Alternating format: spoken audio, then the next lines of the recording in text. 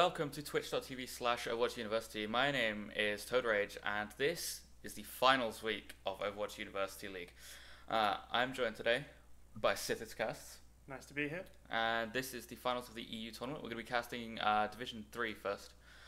If you are interested in learning more about Overwatch University and kind of how it works and when we stream, you can go to the Discord, which is Overwatch University, I believe. OW University. OW University, I got that wrong. There is a link in the channel's description below us somewhere.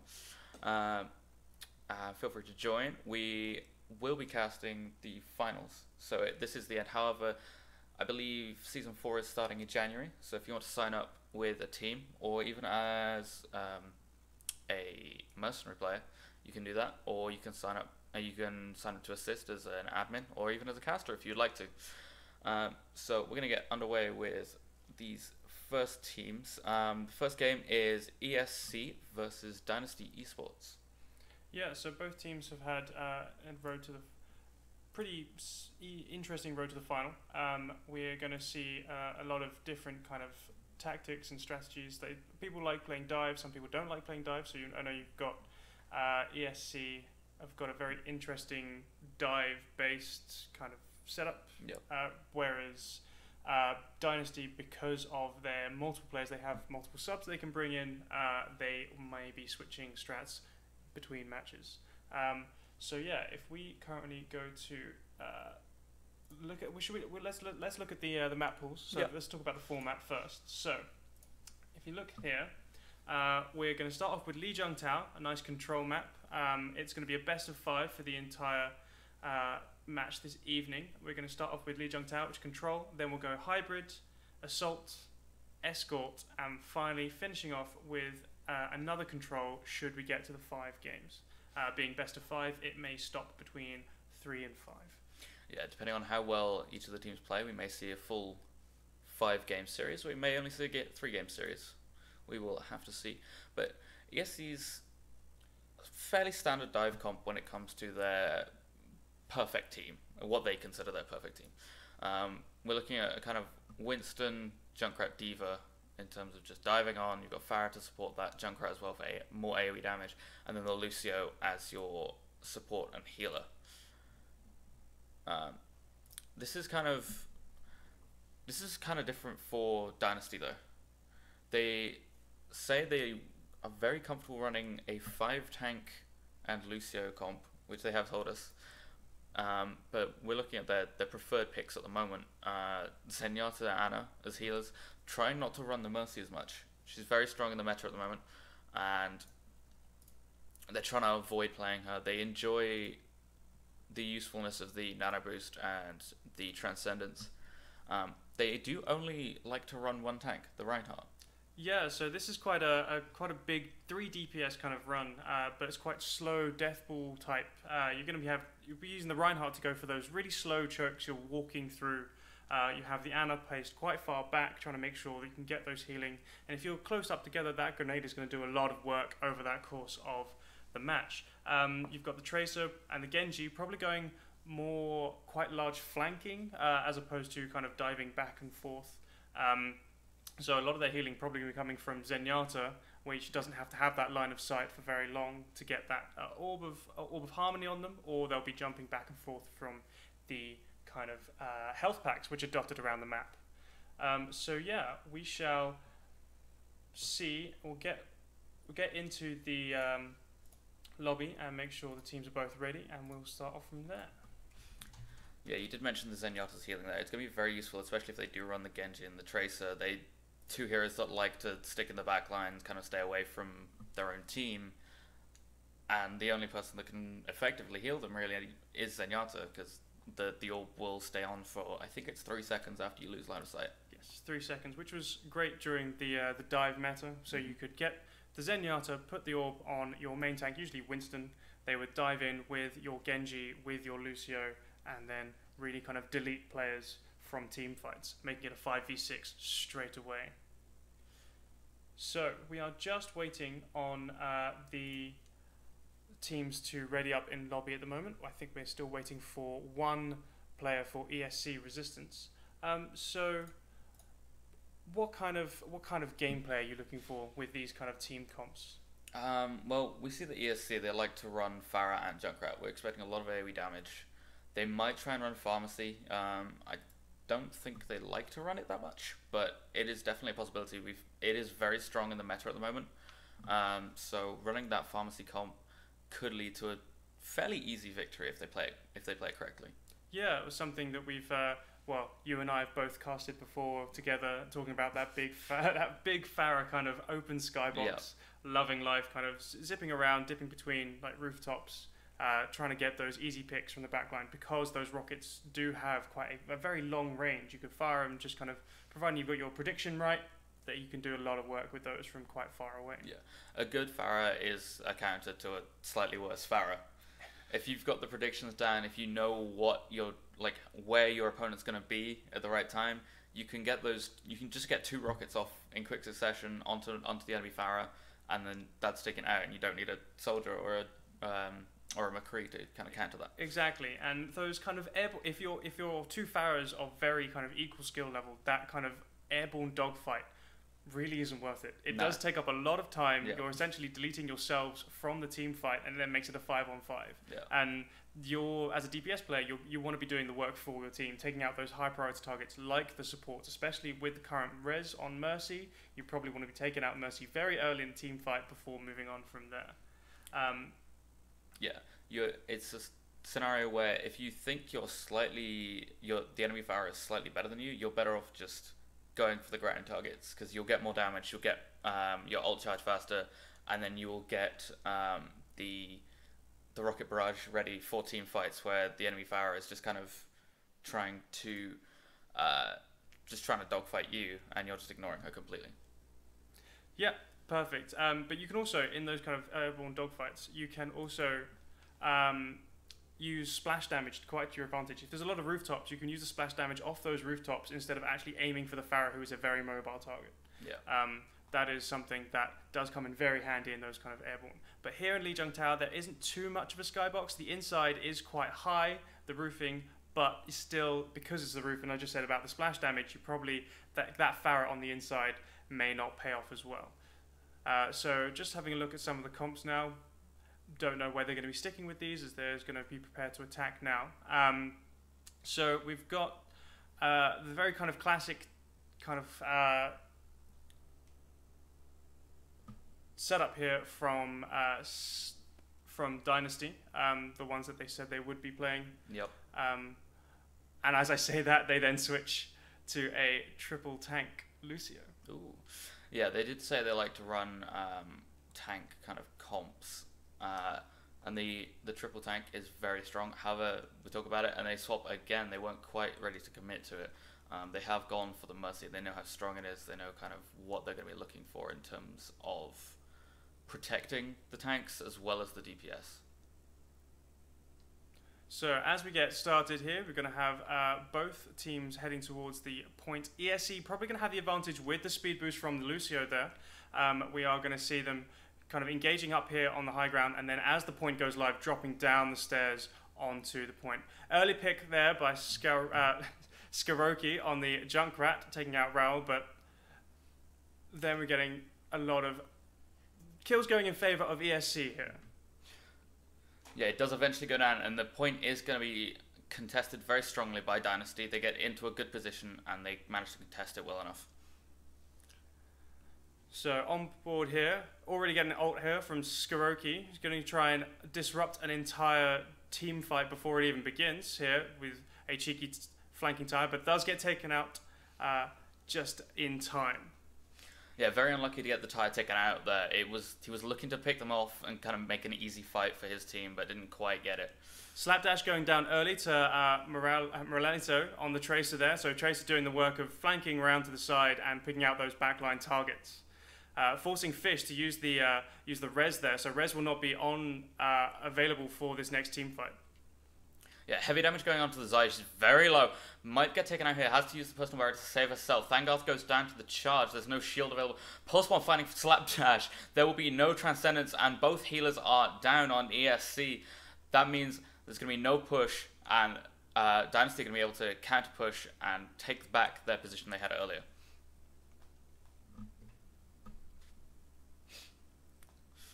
ESC are going to try and regroup here.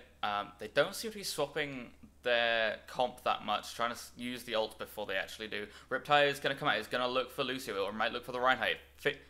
Finds the Reinhardt, there's no shield available for Dynasty. Res has been used, they know that. If they pick off the Mercy, the healing is down, the res is not available, and the Valkyrie will not come out. Lucio finding the boot, and res has been used, followed up by Puzzle on the using the Valkyrie to get that the res charge and just bring Raoul back into the fight. They're currently taking up to 90% at the moment. They will. This will be the last push available for ESC. The charge comes in. He's going to try and push it forward as much as possible. It doesn't quite get it. Very unfortunate at the end to not get that the last little touch that was needed. But that was a very strong shot from Dynasty. We're seeing a lot of work done by the Junkrats here. So Lijiang Tower, especially with the control center, very kind of enclosed rooms, very good kind of place to be using that Junkrat for that large splash damage from the mines or from the bombs. Just kind of let them bounce around the inside of the room, see what they can pick up. So here we've got we're now on the gardens where you've got a bigger skybox. So the Pharah could be used to a very good effect here. So we should be able to get exactly what we need for the Pharah plays here. Yeah.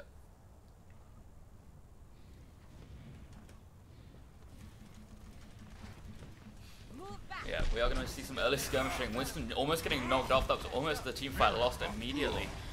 Does manage to jump back on, fortunately enough, for ESC there. Sorry, Dynasty there. Res has to be used. Winston getting the knockoff onto the D.Va there. Pretty rare to see. Usually D.Va's safe with those thrusters. And the boot comes out to pick off Glassar as well. It's going to be an easy push for Dynasty. So we are seeing a lot of environmental kills here.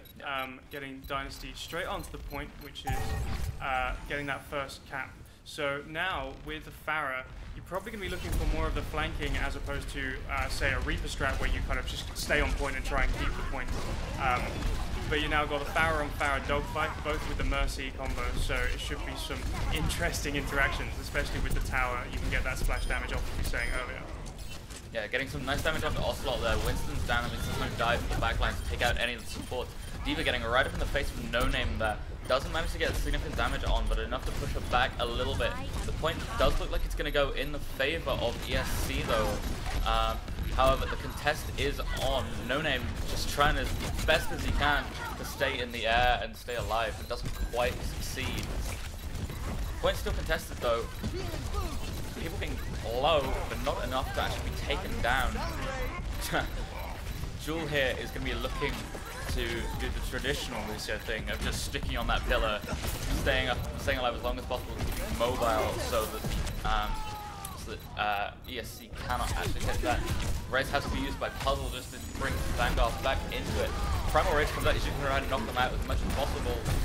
He is going to try his best, but it's looking pretty dire at this point. They've been holding for such a long time that it's becoming a trickle-in effect. They're going down one by one and dying for their efforts. Sambara has been used by the Lucio, and ESC are finally going to take this point. So what we saw there was a great contest for a single control point, however, but there was no coordinated team push. They were just trickling onto the point one by one. So they are continually contesting the point, however, they aren't really going to be able to convert. It's a much harder to convert that once you're trying to trickle on. Yeah. We're going to be looking at some skirmishing here, trying to build up ults for this next push. No Name and Raoul are both holding on to this. Rocket Barrage has been used to pick up Glasswell. There's no res available for this next fight. This could be incredibly important for ESC. They could hold on to this so much without that res available. Puzzle having to pick up No Name. D.Va getting a very low in there, but he's going to get that healing up from Slapdash. Still alive, just barely. Fighting off the Winston at the moment. The Winston does have the support from Glassar there. Valkyrie has been used to pick up Ocelot. This is a very hard contest, but the shield goes down in front of the Rocket Barrage. Gonna kill herself there. Riptire looking for the support to find the puzzle, picking up Jewel. Skoroki picking up puzzle and Jewel. Zangoff is going to back off because he knows that this is a fight that he cannot win. Yeah, so we saw a lot of action there inside the small room. So small rooms like that, again, great for Junkrat if you're going to stay on point. So those close range heroes are going to really enjoy that kind of small room contest, a very confined space. And they're now going to try and take the bridge again and come across as the Farah is not up in the air to try and get that boost in the environmental. Thangoff going in with only the Lucio to see whether they can contest the point a bit longer, getting the pick up from time there. The res does come out, however, Vicious Farah is doing a lot of work inside the room. Yes, as Thangoff getting narrowly taken out by Skoroki there, almost taking out before he did finally go down. Still hasn't used to just kind of zone off the point. Doesn't get anyone though. It did force him off the point, but in overtime though at 99% to 73. This could be very important if Nona can keep in the air, can keep dishing out this damage long enough. Sambra has been used a bit tankier now. Slapdash goes down as well, so there's no Lucio to contest in the normal way of the little pole dance in the middle.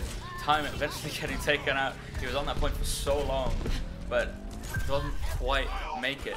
It was an excellent push there from Dynasty to try and get that contest, especially when they were on the attacking, so the respawns were allowing them to trickle on. But I think that was a very decisive use of the sound barrier there, just to give them that bit of extra sustain, just to get that last few ticks to make sure they can get the flip point. Yeah. Also, what's going to be zoning out Raul. Tagvisor has been used. He just managed to find any pickups though. Puzzle having to risk Moralito there. Raul narrowly taking out the Riptire with the Helix rocket. The overtime is going to tick down. Can ESC contest long enough? Ocelot has been red. Rocket Barrage comes out. Glassar goes down. There's no healing, and Ocelot gets finished off by Moralito. They're going to look to contest with the Lucio, but he's not going to get on in time. Overtime is going to tick down, and that round goes to Dynasty. We saw some very strong holds by ESC there. It almost looked like they had it, but Dynasty were able to come back. They used the power of Farah and the Raul at the backline, as well as Stangar to kind of distract and keep them back. And we saw what happened with the boot there. It seemed like time just kind of flew off the edge by itself. I don't understand that play, but I mean, each to their own. The algorithms are always interesting for the players of the game. Yeah. We're going to see some. I'm always under the impression that they prefer the damage, so that it's damage then eliminations, I believe. So but the environmental do have the priority over regular, so that kind of double environmental kill is going to give them the edge there for that play of the game. Fair enough. So we are now going to see what kind of second map they will be choosing for, which will be. ESC does get the pick as they were the losers of that round. I believe the next one is Hybrid. So we could be seeing Iconvolt, King's Row, Numbani, and I believe I'm missing one. I am. Hybrid. Hybrid, yes. Iconvolt, King's Row, Numbani, Junkatan. Oh yeah. That is. Oh no, that's a payload. That is a payload. It's full escort. We're meant to be professionals. So professional. Yeah. Either way, with the Hybrid is the capture point into an escort. We often see teams either hold at the capture point, the first kind of point, or they hold at the very end of the escort, as those two areas have these choke points that funnel the attacking team into them. We are seeing a substitution coming out for Dynasty Esports. Raul is going to get substituted for Mega Rayquaza, which I thought that was a Pokemon. It is. It is. It is the Mega Evolution form of Rayquaza. Oh. As if it wasn't powerful enough. It's a legendary on its own. Yeah. I haven't played Pokemon in a long time. But the next map has been chosen by ESC. It is going to be Numbani. So we're going to be seeing how the attacking teams approach this first point.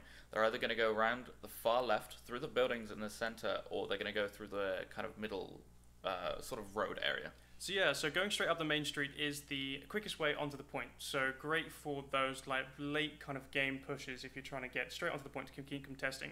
You've got the two flanking routes, which are slightly longer, the one that goes around the outside with the environmental kill right on the left-hand side there, or you could go down through the basement or up through the building. So both buildings, whilst the lower one does have the mega health pack you can play around, you still have that kind of enclosed space where a Junkrat can do a lot of damage.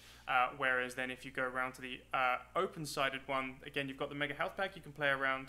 However, you do have that open up to the environmental. So again, there are pros and cons to every route, and we'll see what kind of picks they're going for to adjust to these different strategies. Yeah, I have seen Junkrats almost solo hold that center building area. Just the amount of area damage you can put down with the double mines and the just simple left click grenades as well. He can put down so much kind of damage in such a small space that he can, like I say, he can basically solo hold that area. So we are going to be seeing, I believe, Dynasty on the attack for this one. Is that correct?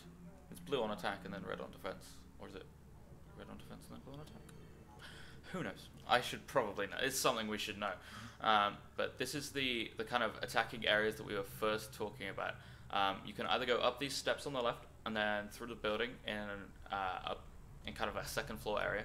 Go straight through this entrance directly in front of us that leads kind of sort of to an uphill battle. You end up at the bottom of a set of stairs which any Junkrat can just kind of lob bombs down and just easily kind of shred through your team.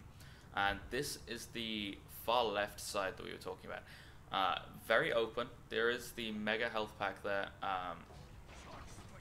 if it's required by a team, but it does have this side that can be exploited by a Pharah, even a Junkrat or a Lucio.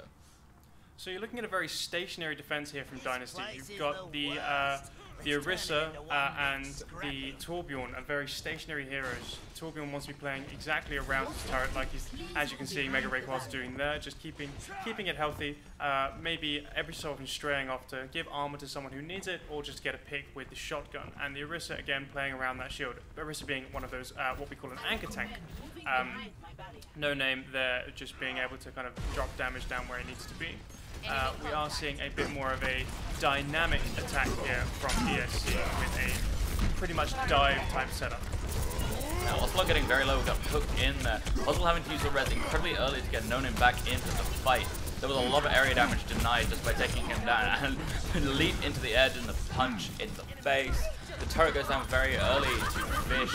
There's that a lot of Mega Rayquaza's damage gone by taking that turret down. Oslo doing an incredible job of zoning two of the enemy team off of the point here. Mega Rayquaza already with the Molten Core though. That was an incredibly fast charge. Moralto going down eventually.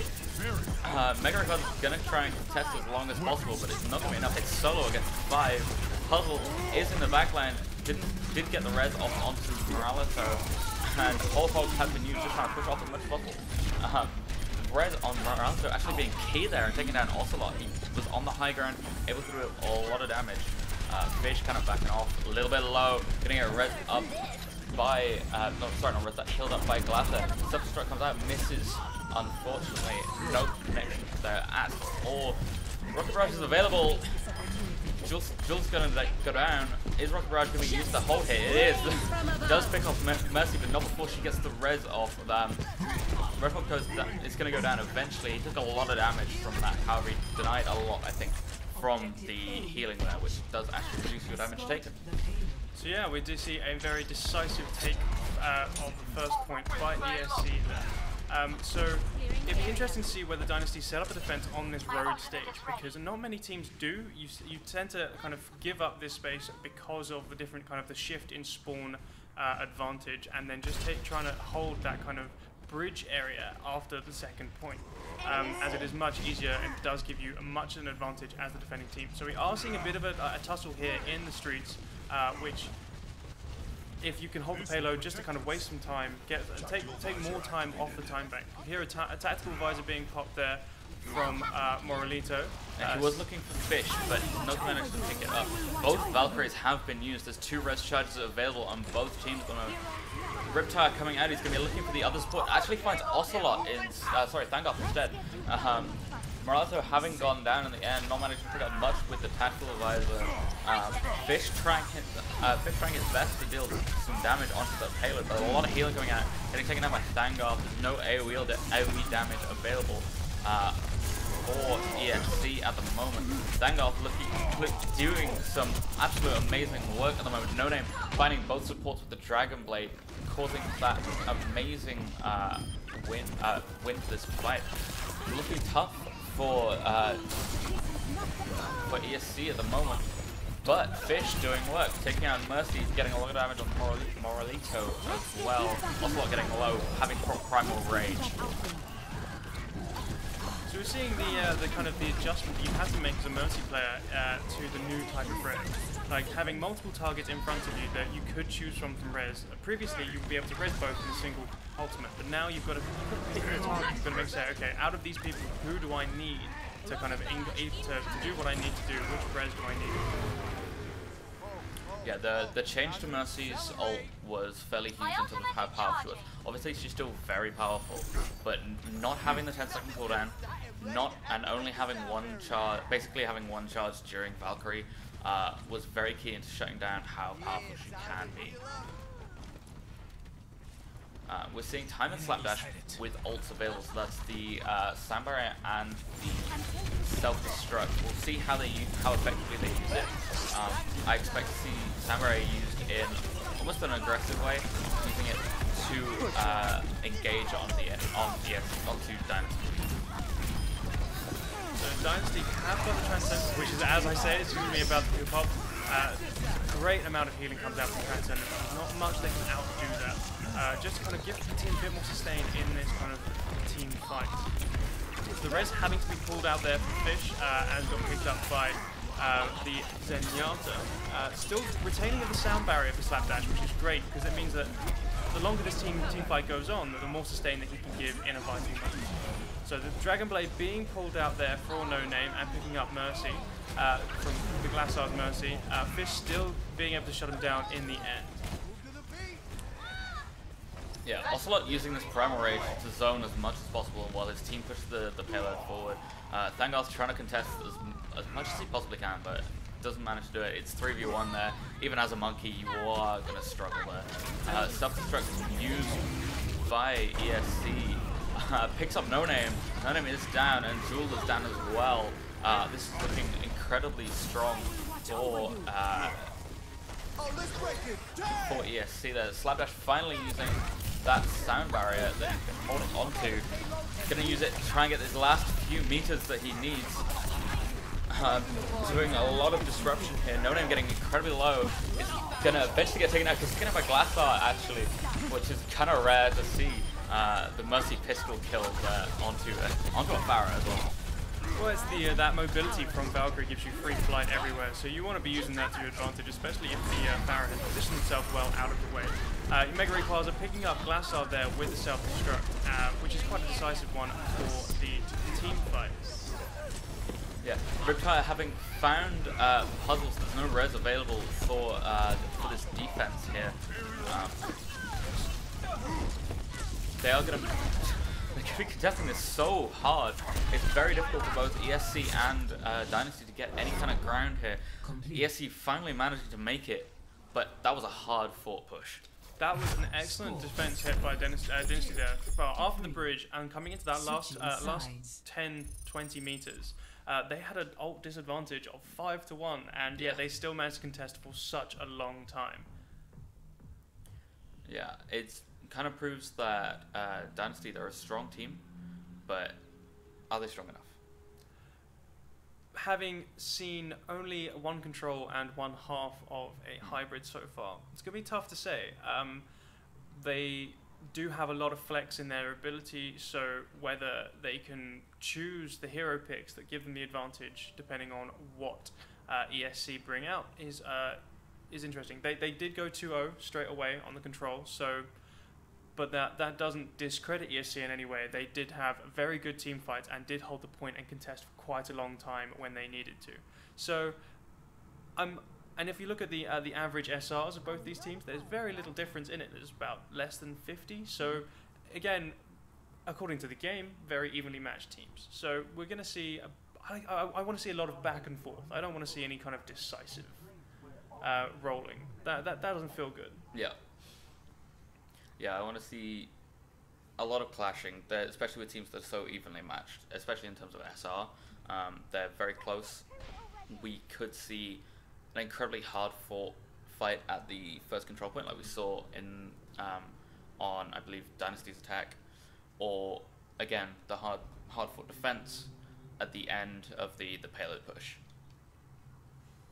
So if we look at these setups now, you've got Dynasty going for a very kind of dive-based again. So you've got the Zenyatta, the Mercy as the two supports, very well, Mercy being very mobile and being able to follow around, whereas the Zenyatta being able to heal from a distance without that line of sight. And then another kind of dive setup by ESC here as well. So with Skiroki on that jump. Yeah, Moralito doing a little bit of flanking. They got low, having to use the I believe time walk? Recall, sorry, of course, to get himself back up to full. He's going to be looking in the back lane, trying to find Slapdash. Slapdash very low, had the Discord Orb on him. Eventually goes down to both Thangar, a combination of Thangar, Zul, and Moralito.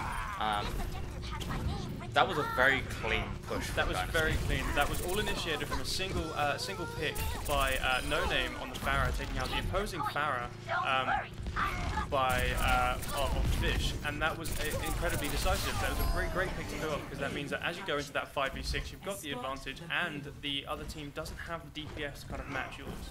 And in the team of that team fight, was picking up at least 3 or 4 eliminations. So No Name really showing up on the Pharah. Moralito absolutely kind of decimating the backline. He showed how strong you can be as a tracer in the backline if you get uncontested. He completely stopped any chance of the contest from ESC, taking down Slapdash and I believe Glassar very early on, so they could not get back in time.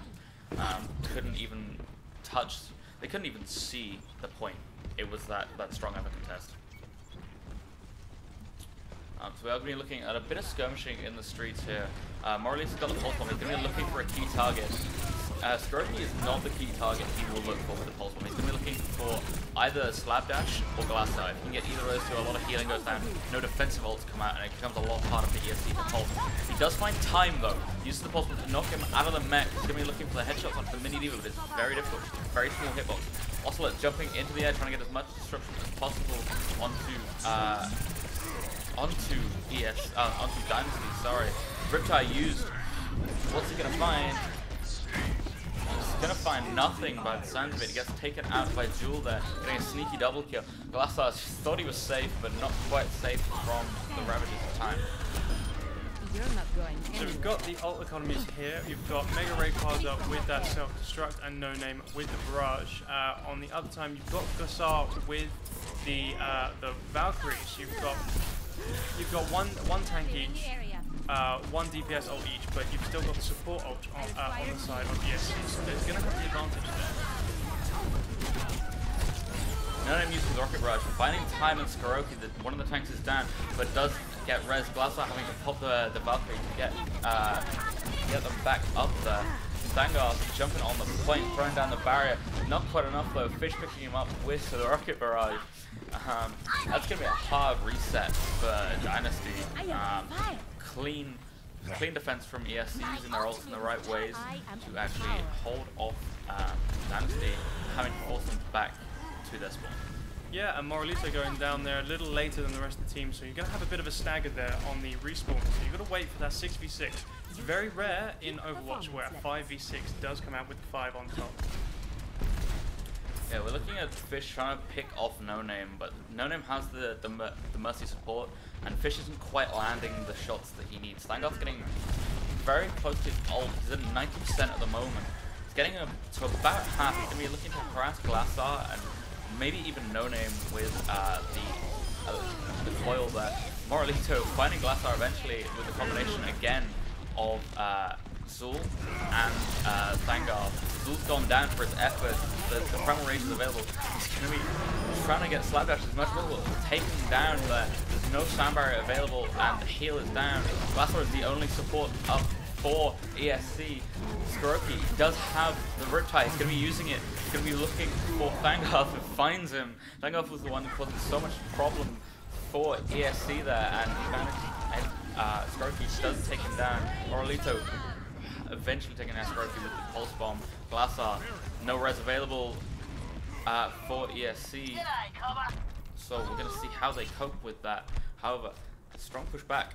Ocelot getting to both of the supports down, shutting down any push that the Dynasty had available. And we're seeing a lot of, so we're seeing a good defense here in the streets, which you don't tend to see. You tend to let teams tend to let the attackers get to the bridge because it's much easier to kind of defend through that tunnel. Moralito switching from the Tracer onto the McCree now, so getting a bit more of that hit scan, probably to try and deal with fish in the sky, just to free up some space for everyone else to kind of do what they need to do. Yeah, Puzzle does have the ult available, and so does Glassar, but both teams have both support ults available. We're going to see how they're going to use them, if they use them efficiently or not. Stacking them up could lead to a loss of the team fight. Thangarth jumping in deep, self-destruct comes out from time, doesn't pick anyone up though. Zul finding Slapdash, Slapdash is down, there's no sound barrier available. Tranquility gets used, so much healing coming out. Self-destruct comes up, finds two. No Name and Thangarth are down. Time also taking out Mega Rayquaza from his mech. Thangarth having to be res by No Name, by Puzzle, sorry, as well as No Name getting res. Valkyrie being used by both teams. Puzzle using it a little bit later. Rocket Barrage finding Glassard. No healing available for Dynasty. It's going to be tough for them to contest this, but it looks like they're going to do it. Just the Pharah on point, and the Pharah on the floor is not where you want to find a Pharah. So the second point going to be taken after a very extended fight, which does not leave much time in the time bank for Dynasty to convert that third point. My ultimate is ready. So this is going to be the test for Dynasty, is the fact that this is probably the hardest part of the Numbani map. Finishing Numbani is one of the hardest things an attacking team can do. Yeah, we saw how hard it was for ESC to finish that push. Now we're going to see if Dynasty can do better than ESC. Moralito on that hit scan there, doing the job that is prescribed to most hit scan players, taking out Pharah. Because of her mobility, the hit scan does allow it a bit more of an advantage when it comes to taking out Pharah. Yeah, doing some work there. He did pick off Glassar, which is kind of huge for Dynasty. It means there's no res available for ESC for the time being. But Glassar is back up. Is going to be coming back very soon. We're going to see if he's going to use that res or if he's going to hold it for a later push here. Getting some solid shots onto Ocelot. Tidum comes out. Glassar again down. There's no res still. And Slapdash is very low. He's going to eventually get taken down by Mega Rayquaza. Time just jumping on, trying to contest as much as possible. Riptide comes out. He finds Moralito. I think he was looking for support step. Find him. Thangarth jumping on, disrupting as much as possible. Fish picking up Puzzle. Puzzle's down. There's no res available. Glassar resing Fish for ESC. The aerial domination is available. Dynasty is showing how strong they can be in this push, and they managed to take it very convincingly. Yeah, I would like to point out that I'm very impressed with Moralito there. So using that ult to kind of stop people coming out of spawn, great, but decided to prioritize kill over Glassard to getting the double kill of both supports. I think that was a great move, trying to make sure that there was no res available for any particular time soon. If they were then to stagger out of the spawn, even with that spawn advantage, there isn't going to be that res available. And then trusting the rest of his team to take out Slapdash on the Lucio, and then two supports gone. I think that was an excellent play from Moralito there. Yeah, it was very, very good use of Deadeye.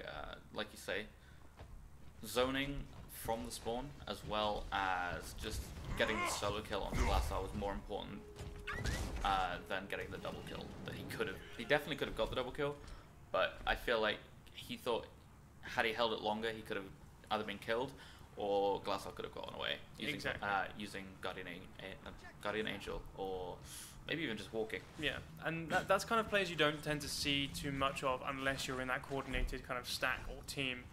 Being able to trust everyone else and being like, right, if I'm going to do my job and prioritize this one target, and that target prioritization is what you don't tend to see in things like the ladder or competitive, especially at some of the lower ranks where everyone wants to go for those really flashy big kills, so they're trying to look for those doubles, they're trying to look for those triples, and they're not prioritizing the actual key targets which will win them the team fight.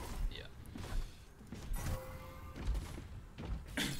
So we are seeing kind of a standard, I would almost say dive comp from Dynasty. They've got the Diva and the Winston available. They can disrupt as much as possible. Mega Rayquaza trying to duel Glassar in the sky there, getting him a little bit low, gonna force him back, and a solid shot from No Name takes him out. There's no res available this time for ESC. It means Dynasty is gonna be able to run through him very quickly and just take out as much of ESC as they like because there's no healing available.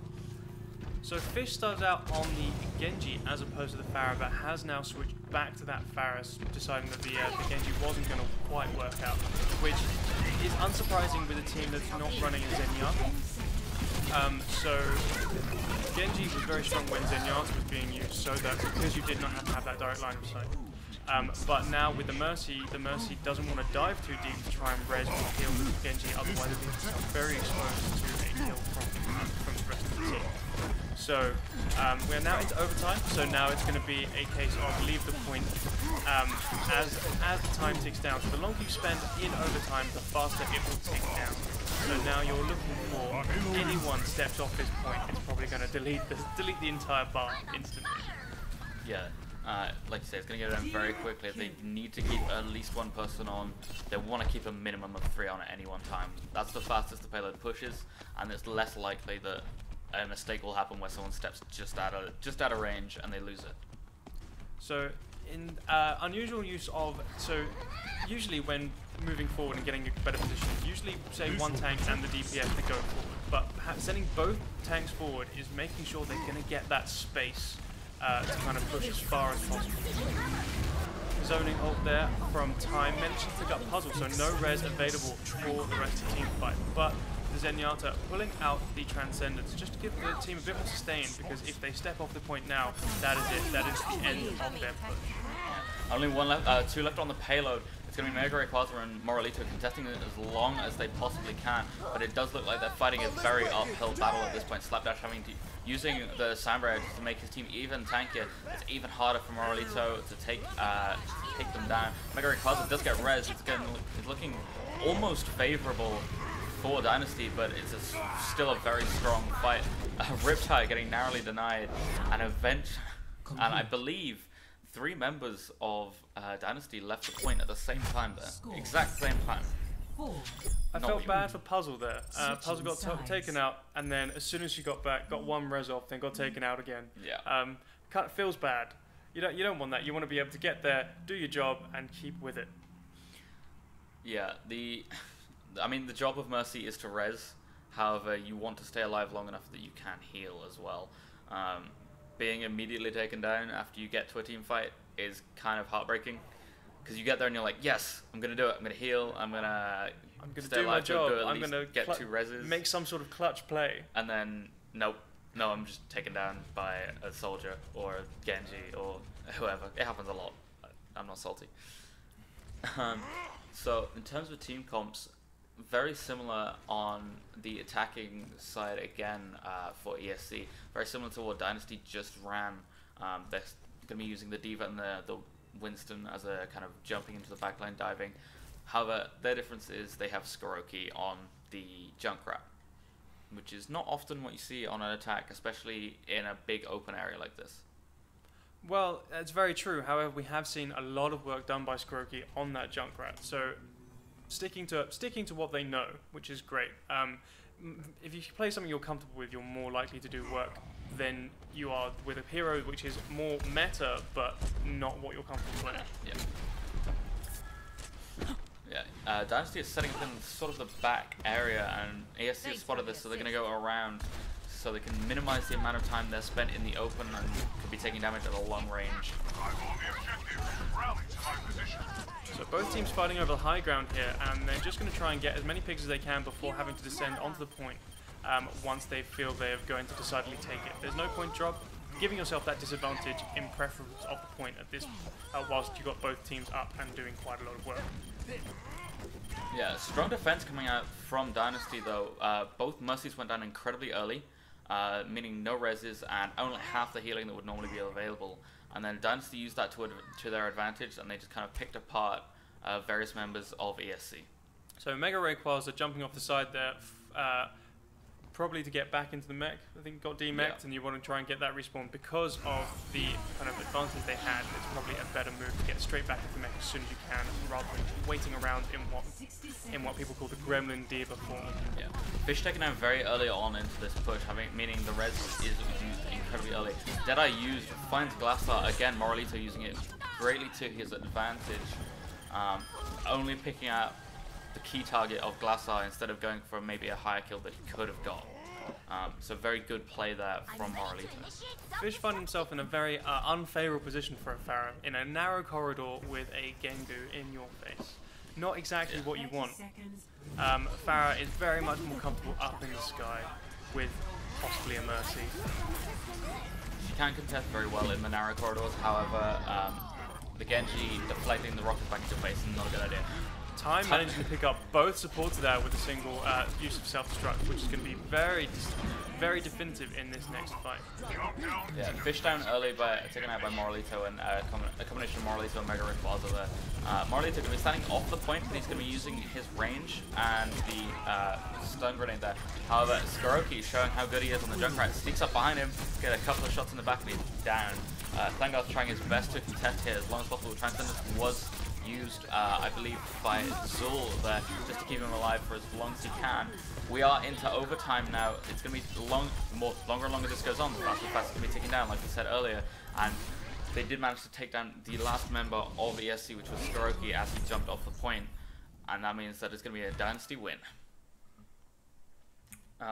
So we saw a lot of how strong Dynasty could be as a kind of combined effort. And they showed it on both the attacking and defensive side. Mega Rayquaza here with the play of the game. I'm gonna see what it is. I don't quite remember this one. Picking up an early kill on Fish into this. Time jumping off to get the quick reset. I think 2 double kills. It's pretty nice as a diva.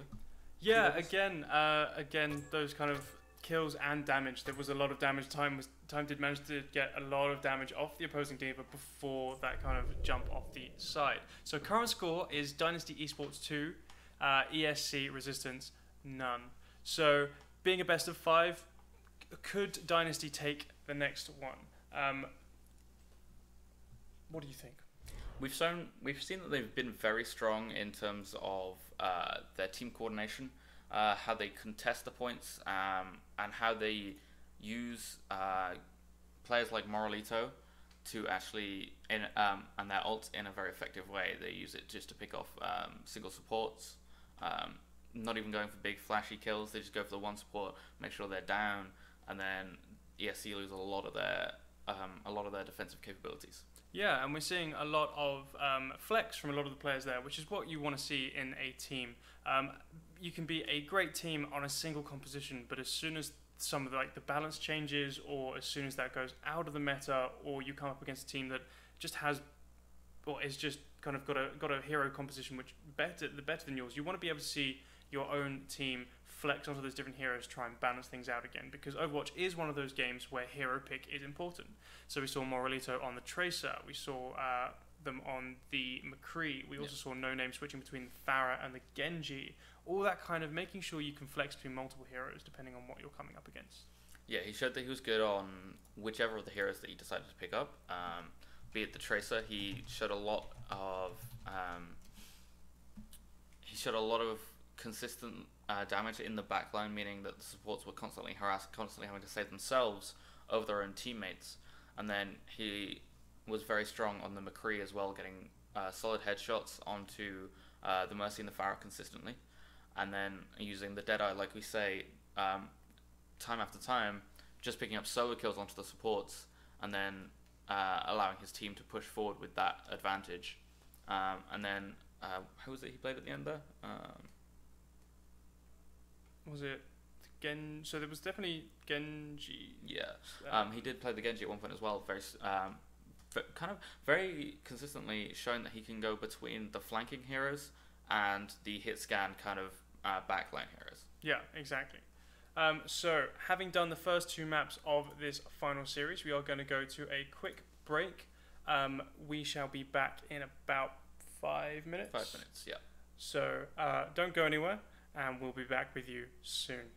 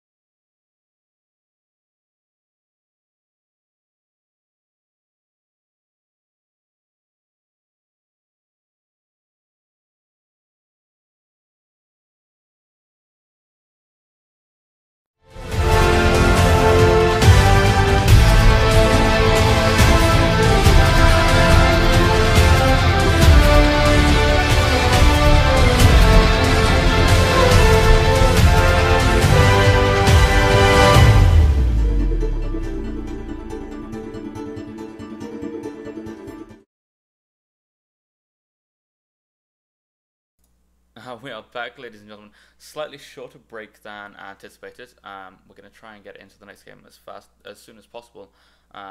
It is going to be a 2 CP map. Going to be on Volskaya Industries.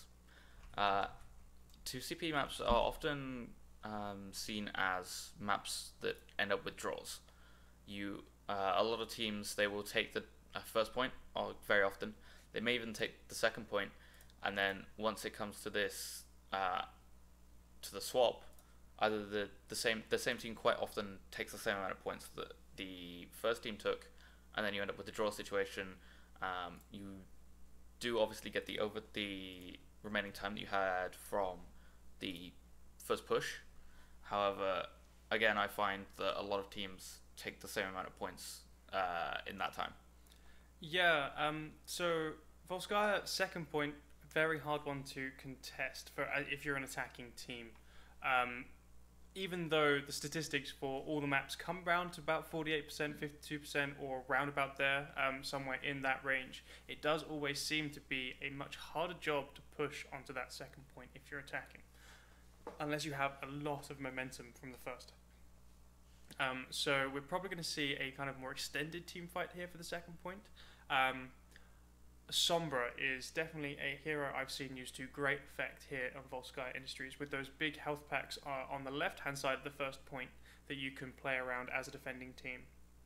But then you can also get some interesting strategies such as a Bastion or a Torbjorn as well. Yeah, Bastion can be used to great effect here. You throw him behind an Orisa or a Reinhardt shield, and he is almost untouchable in the right situation. In that kind of place, you want to maybe pick someone that can deal with the shield very quickly. Soldiers, Pharahs, Junkrats are very good at this. Also a good counter that I don't see picked very often is Hanzo. His shield will, his ult will go straight through the shields, straight onto the Bastion, and then if you also nano boost that, it can out damage Zenyatta ult, which is a lot of healing. It's not done often, and I totally understand why, but it's something that can work. You know what I don't see that I really want to see? What? The Torbjorn Nano Hammer. That is a beautiful thing to observe. You nano boost a Torbjorn and you get that molten core hammer just running around, just bopping people on the head. It's a beautiful thing to watch, but you don't see it. You don't know. I can't think of a reason why. Why not is my question. Exactly. It is a why not? Exactly. You have a very angry Swedish man with a hammer running around hitting people. It's a strat that could be seen. I don't know if we will see it.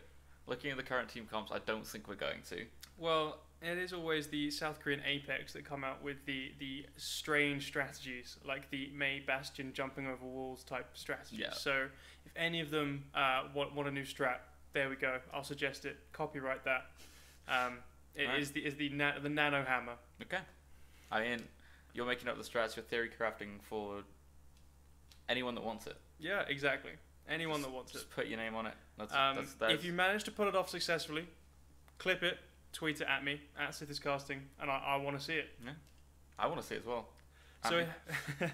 So we've got a bit of a pause here at the moment. I think ESC are having a few technical difficulties with reconnecting Skoroki. As he comes back online, we'll be able to get started in a few minutes. So if we're looking at the chosen heroes at the moment, we've got Mega Rayquaza on the Symmetra. Again, very good pick in certain situations here, both in attack and defense. I've seen here at Volskaya Industries, there is a very quick back capping strat with a Symmetra. You get the Symmetra on one of those floating platforms, you wait for the right moment, drop the teleport, all just descend onto the point. Very surprising if you are the enemy team.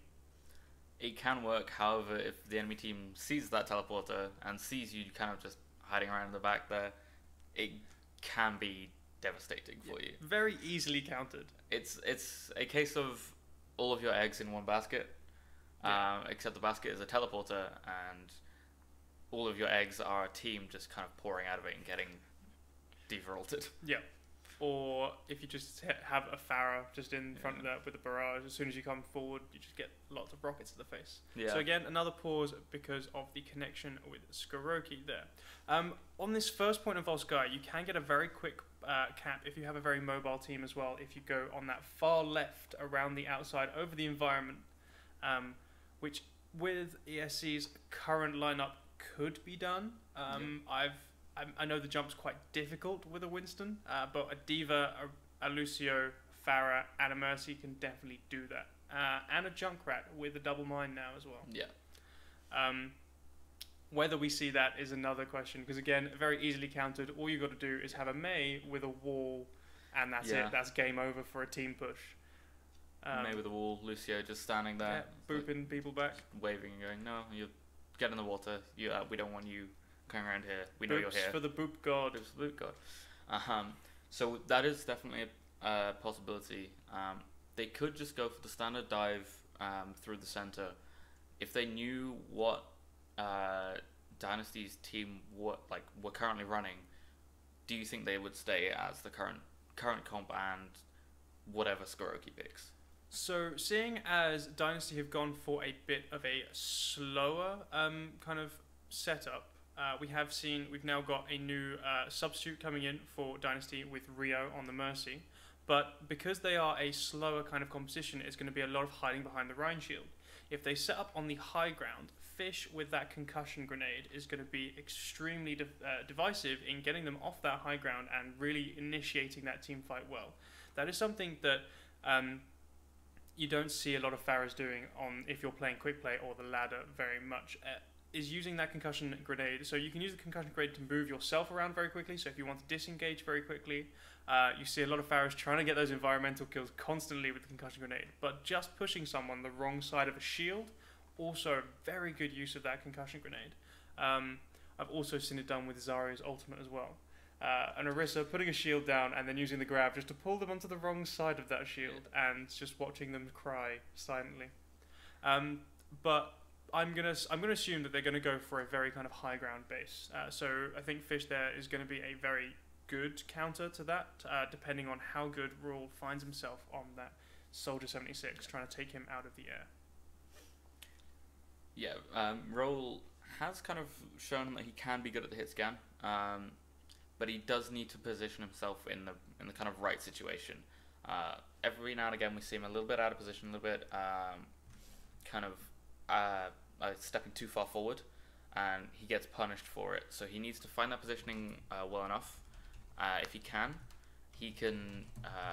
do some serious damage to ESC.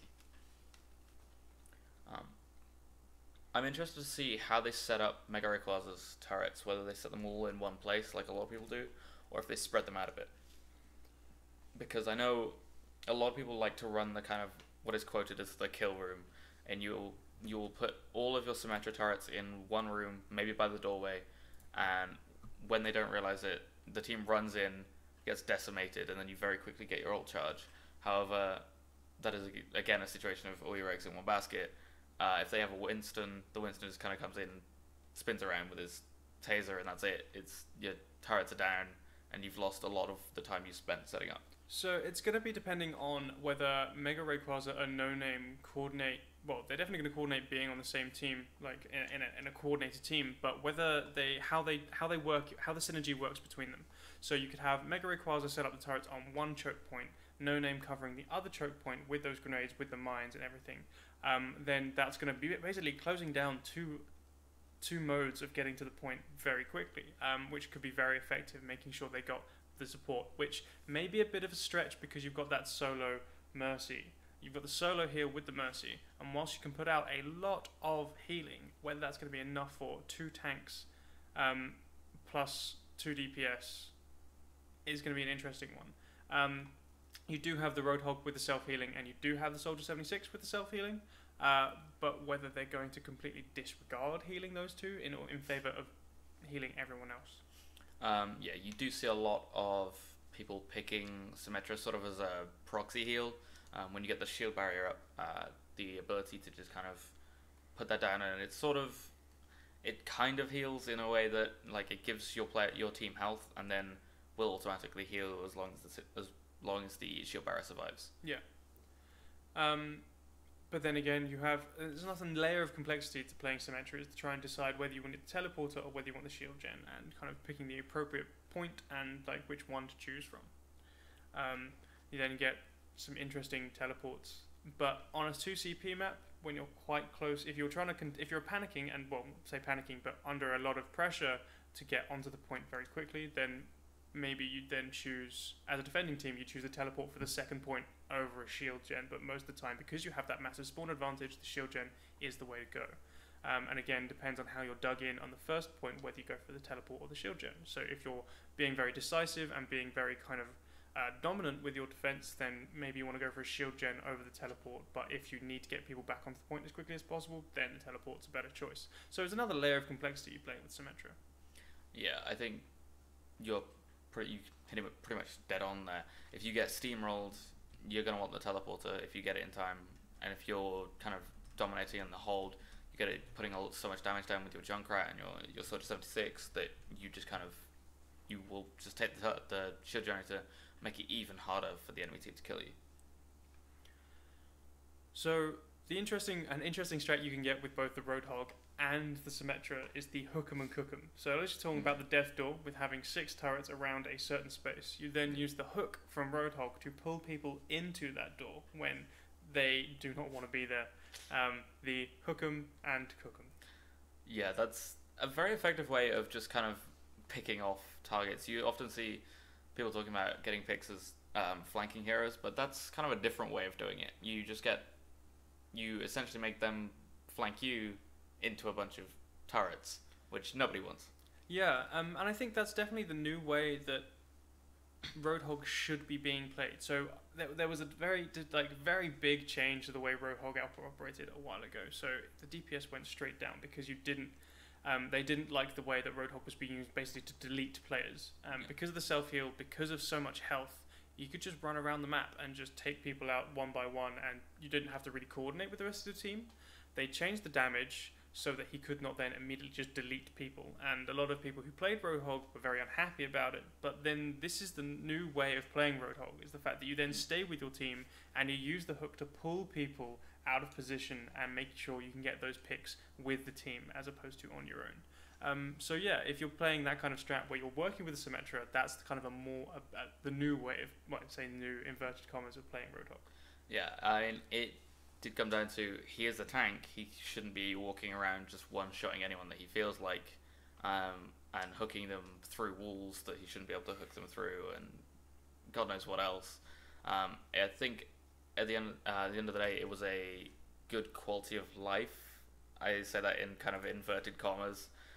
Quality of life change for Roadhog, both in terms of playing him and playing against him. Yes, you lost the one-shot capability, but you also work well with your team now, and more recently he gained the damage reduction on the heal, which I think has saved him a lot of times. And the mobility on the heal as well. That as well, yes. So Skoroki is actually back into the game now, so we are going to be going underway. Hopefully he stays connected. Hopefully we don't have many more issues, but he's going to be picking the Junkrat that he's known for playing. We're going to see how effectively he can use that, and whether they will go for the flanking that you were talking about earlier on.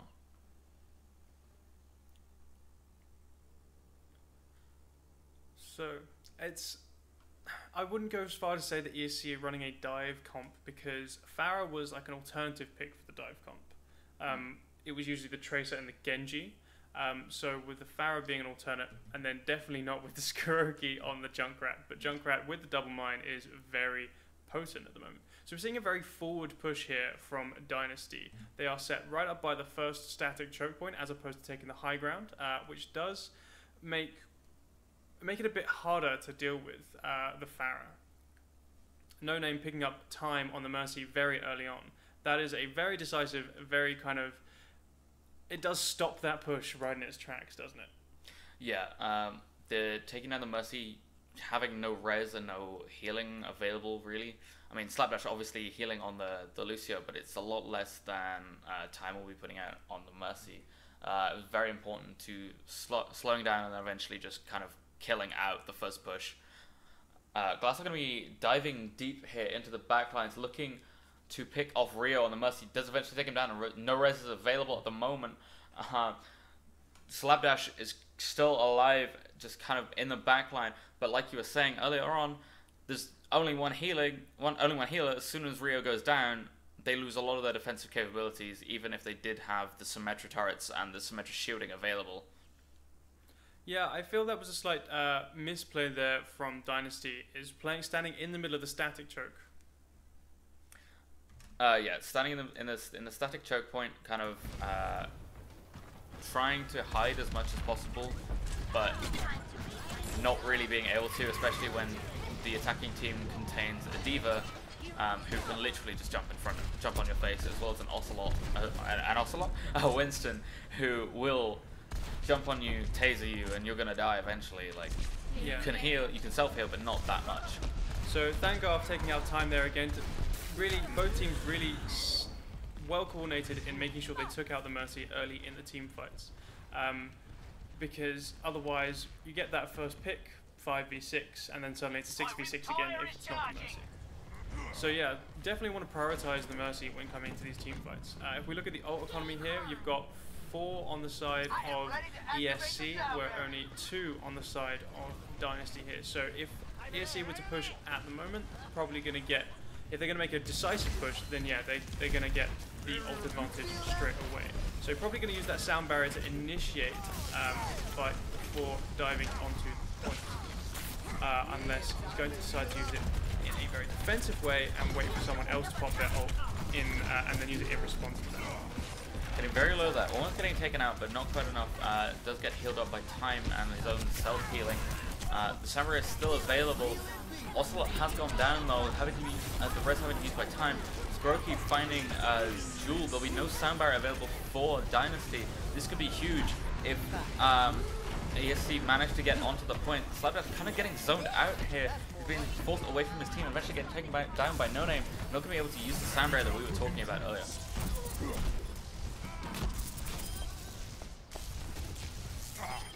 You also may have noticed that you've got Dual VCF has changed from that Roadhog onto the Lucio, so now you are getting that double support on the side of Dynasty because of that kind of.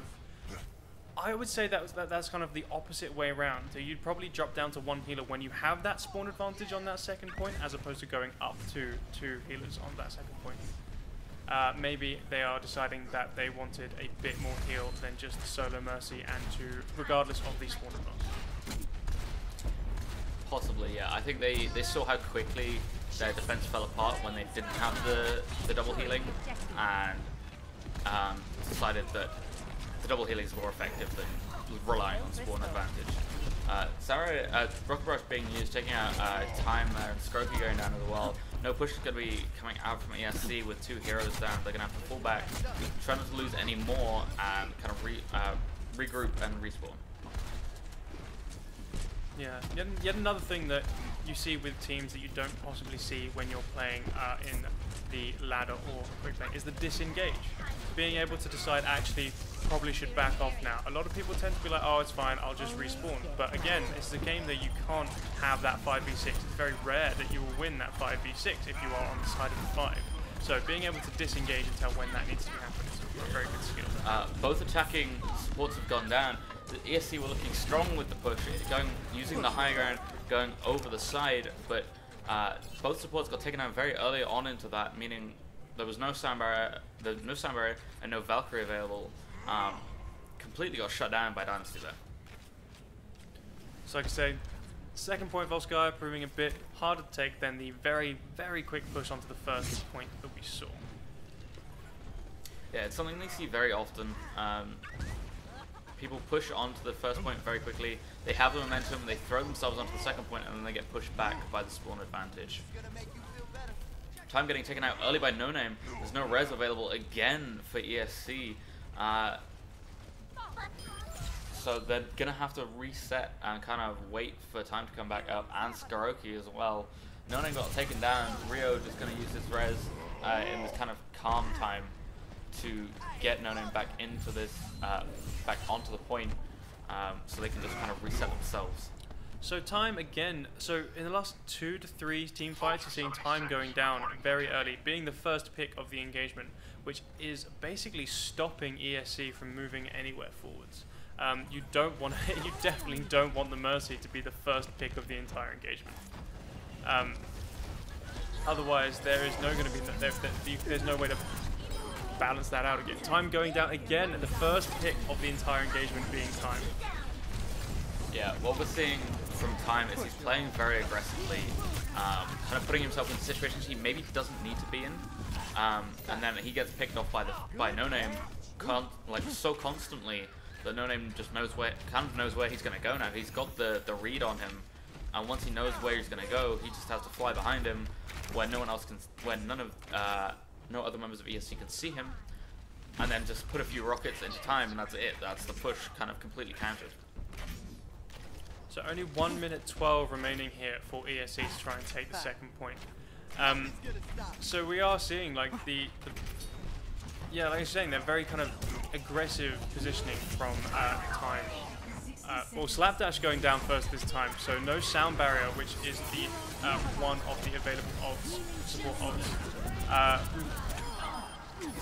Res was used. Slapdash is now back up, and Slapdash does have the sound barrier. It's going to get used for this final push. Is it going to be enough to keep ESC in this game? Tactical Visor, used to take out Time. Res is down, but Valkyrie had already been used, and he'd already used both of the charges on the ult, so it's down anyway. It's just the healing that he had at the end of that. Slapdash finally going down to Thangarth, doing work on the monkey here, going back and forth between targets, between key targets, taking out the supports, and then looking for the DPS. Just a solid defense from Dynasty here after what looked like such a strong push from ESC. Primal Rage here just going to be used to keep ESC off the point as long as possible. It's on 0 seconds. Overtime has been enabled. Ocelot did sneak around the back there onto the point, but was 1v5 by doing so. Overtime still ticking over. Skroki trying to jump into the back, but he went too high over the point, and so he wasn't actually contesting. Very excellent defense there from Dynasty. Making sure they got time on the Mercy every time. There was like 4, 5 team fights in a row. Time was the first one to go down. I think it was 5 in a row. First time every time. By No Name, I think every single time as well. Say time one more time. But yeah, he was definitely trying to. No Name definitely had the read on him. Knew where he was going to go. Knew he was playing aggressively, and he punished that so hard. Yeah. So before on the old Mercy, it was about when your team died, making sure they all died at the same time, so you could all res them at the same time. But now it's more a case of where your team died. So if you're too far up or you're in too aggressive a position, a Mercy coming in to res you is going to put herself in a lot of danger, and the Mercy has more value to the rest of the team who are alive than it does to a single eliminated player. So again, it's more about where you die with the new Mercy because of the lack of invulnerability on the Mercy when that res comes off, and especially with the proposed changes that are coming on the PTR as well. So it's going to change again, is there is no instant cast on the Resurrect anymore whilst outside of Valkyrie form, thus making Mercy a lot more vulnerable when trying to get that res off. Attackers incoming in 30 seconds. Yeah, those changes are going to be interesting. We'll definitely see how it affects the meta in terms of Mercy's pick rate at the moment. I don't know if it's still 100%, but I know immediately after the changes, she was at 100% pick rate everywhere. I imagine it's a little bit lower than it was before now, simply because they have nerfed her significantly enough that other options are available. Is what I'm saying. Seeing Ocelot here on the Zarya, which is not a hero we have seen them on thus far. Time also going onto the Ana, which would probably be a very good choice, as when in scoped mode is another hit scan to take your Pharah. So No Name doing some serious work here, picking up the Mercy and the Pharah in one quick swoop. He's going to be dominating the air at the moment, laying down fire onto Skroki. Skroki did pick up 2 though. Rio is down. There's no res available.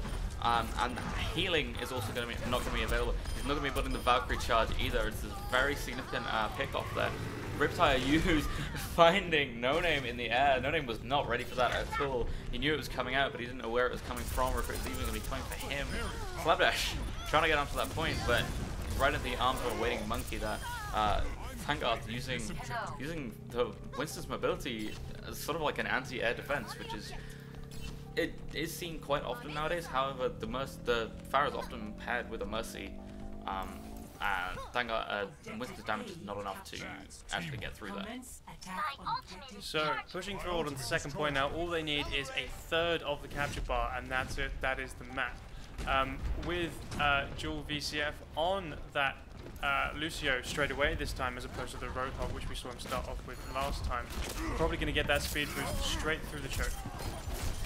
Winston right into the back line, looking for the squishy targets, but doesn't find them. Skoroki dealing some serious damage, especially after the shield went down. Raul in the back line looking for a pick-off, but isn't going to get it. Dynasty going to have to reset after losing Rio and Vanguard in that initial push, but 3 ults are online. Time taking out No Name there with the grenade. That's not often you see an Ana take out Pharah with a grenade. That's an impressive skill. Yeah, it's more of a making sure she drinks her medicine. Good mothering there from Ana. Some solid mothering, 10 out of 10. Dynasty looking to be taking the high ground. Self-destruct thrown in as a zoning ult. Glaza just absorbing it all with his shield. Rocket Barrage finding Slapdash. No res is available. Skoroki picking up both Jewel and No Name. This is going to shut down so hard. The res comes out. Sand Barrier is used. The team is Dynasty is incredibly tanky right now. They are Fish is managing to contest, but it's not going to be enough. It's a 1v4 and then 1v5 when the Mercy comes back. Glaza whiffing the Earth Shatter there, not actually knocking anyone down at all. Charging onto the point, contesting, but not enough. Slapdash has popped Valkyrie. The healing is going on to multiple targets right now. Glaza being rezzed again. However, that is the Valkyrie charge used. There's no more res available. But it looks like ESC are actually going to hold this. Ocelot using the whole hog to just knock back the members of Dynasty. As I say that, the double pulse bomb from Raul onto Slapdash and Glassar, completely flipping that point and giving Dynasty the win there. Such an unexpected turn of events from Raul, picking up both Slapdash and Glassar right at the end. Those key targets were so important to take in terms of taking that point, and he managed to find it just perfectly. We're seeing right at the end here, No Name dealing so much damage from afar, and there's the pulse bomb I was just talking about, right onto, I believe it went straight onto Slapdash, and Glassar obviously, Reinhardt, not the most mobile character in the world, couldn't get away in time. So current scores stand at Dynasty Esports 3, ECS Resistance at 0. So being a best of 5.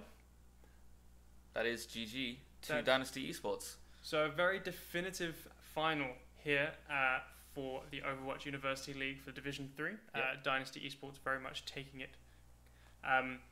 So if we now switch back to our beautiful faces. Hello, there we are. There we are. So, what was your take on what happened there? I think that was very much down to the Raul pulse bomb there, right at the end. It was looking so strong for ESC, and then they grouped, and they grouped just a little bit too close. Raul getting the charge on the pulse bomb in time, finding Slapdash, which by itself would have been such a good pulse bomb, but also managing to pick up Glassar as well on the Reinhardt, meaning that was at best a 4v6 situation, and by that time I believe it was a 3v6 situation. Taking out Slapdash meant there was no res, couldn't bring it back from that, and then it was just a matter of cleaning house with the rest of ESC. Yeah, and then I don't feel that the entire score, the final score line really reflected the performance put in by ESC. There was a lot of back and forth. There were, whilst they put up an excellent defense for certain, like things like Numbani, and they did do a lot of work. And I don't feel the score really reflects the ability of the players, No, the actual no. kind of back and forth that we were seeing. Yeah, ESC showed that they were strong players individually, and they worked well as a team, especially when defending. Like we saw on Numbani, they held for such a long time on that last point, but it wasn't quite enough. I think ESC had the slight skill advantage, and they were able to just kind of use that and turn that into progression for the objective. Yeah.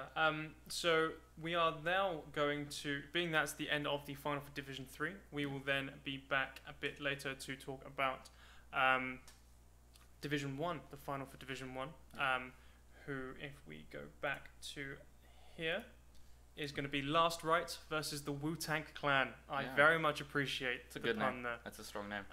In the meantime, if I were watching the stream, how would I be able to get involved with the Overwatch University League? Well, you could go to the Discord link, just below this video. It'll be right, just down there, just somewhere down there, and you click on that. That will take you to the Overwatch University Discord. In there, you'll be able to talk with freelance players, talk with teams that are recruiting. If you are a freelance player yourself, you could also get yourself involved in in scrims if you have a team by yourself. This is the end of season 3. However, season 4 is starting in January. So if you've got a team or if you are a freelancer, get involved, sign yourself up. You never know. You could be one of the best teams we've ever seen. You could. Maybe. But we are going to go to a very quick break while we set up for the next game. We hope to see you very soon, and we will be back shortly.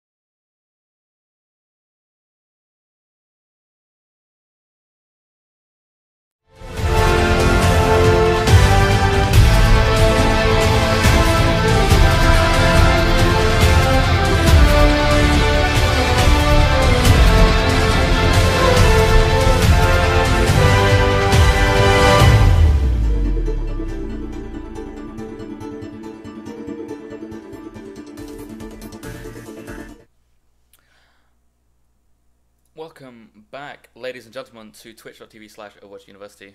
If you missed our names earlier, my name is Toad Rage, and I'm joined by the wonderful Sithis Casting. Hey. We're about to go into the finals of the Division 1 bracket. We are going to be seeing Team Last Rites up against the Team Wu Tank Clan. It's such a great name. It's a great name. It is a great name. If you are interested in learning more about the Overwatch University, you can click the link below the channel somewhere, roughly, maybe. Just keep pointing, you'll hit it. It's down there somewhere. If you click that link, it will take you to our Discord. Our Discord is full of Overwatch players, Overwatch casters, Overwatch admins. So there you can sign up as a freelancer, or you can sign up with your full team if you have a full team. This is the end of the Season 3 division. This is the end of the Season 3. Not the division, though. No, the division is about to end. However, Season 4 will be starting in January. Same format of tournament. It will be, I believe, 8 weeks of playoffs. Not playoffs, sorry. Group stage. And then playoffs, and then the finals weeks. Which is where we're at the moment. We are right there now. So these are the two teams that have made it all the way to the finals of Division 1. First team up is the Last Rites. Here we have their team roster. So these are the heroes which their team members feel most confident with. Yep. The ones they're going to be starting out for. Their default hero, if you would. We've got Lafayette on the Roadhog there. Shroud on the Genji. Tekken on the Diva. Roiv. On the Reinhardt. Kara on the Mercy. And Variants on the Zenyatta. So good triple tank, sorry. Triple tank, yeah. Been a while since I've seen a triple tank in it's either ladder or competitive. It's a safe kind of setup. Yeah. You know you've got the sustain, but whether you've got the DPS is another question. But then again, if you've got someone on a Zenyatta, I count Zenyatta as the DPS in the right hands. So we'll see how they turn up like that. Then if we look at the Wu Tank clan, I'm not going to get over that name. I really like that name. Very good. We have Leg Day on the Reinhardt, appropriately. Yeah. Reinhardt is not someone who looks like he skips leg day. He doesn't look like he's ever missed a single day, ever. Road God on the Roadhog. That's. I'm a expecting tongue twister. I'm expecting plays. Try and say that 5 times fast. We probably will have to. I Halux on the Tracer. Razor on the Genji. Calf Spindle. Yeah. I think. On the Ana, and Crooknack on the Lucio. This one is your more 2-2-2 Deathball type setup. Lacking on the Mercy, which is very interesting to see. We've seen how strong she is.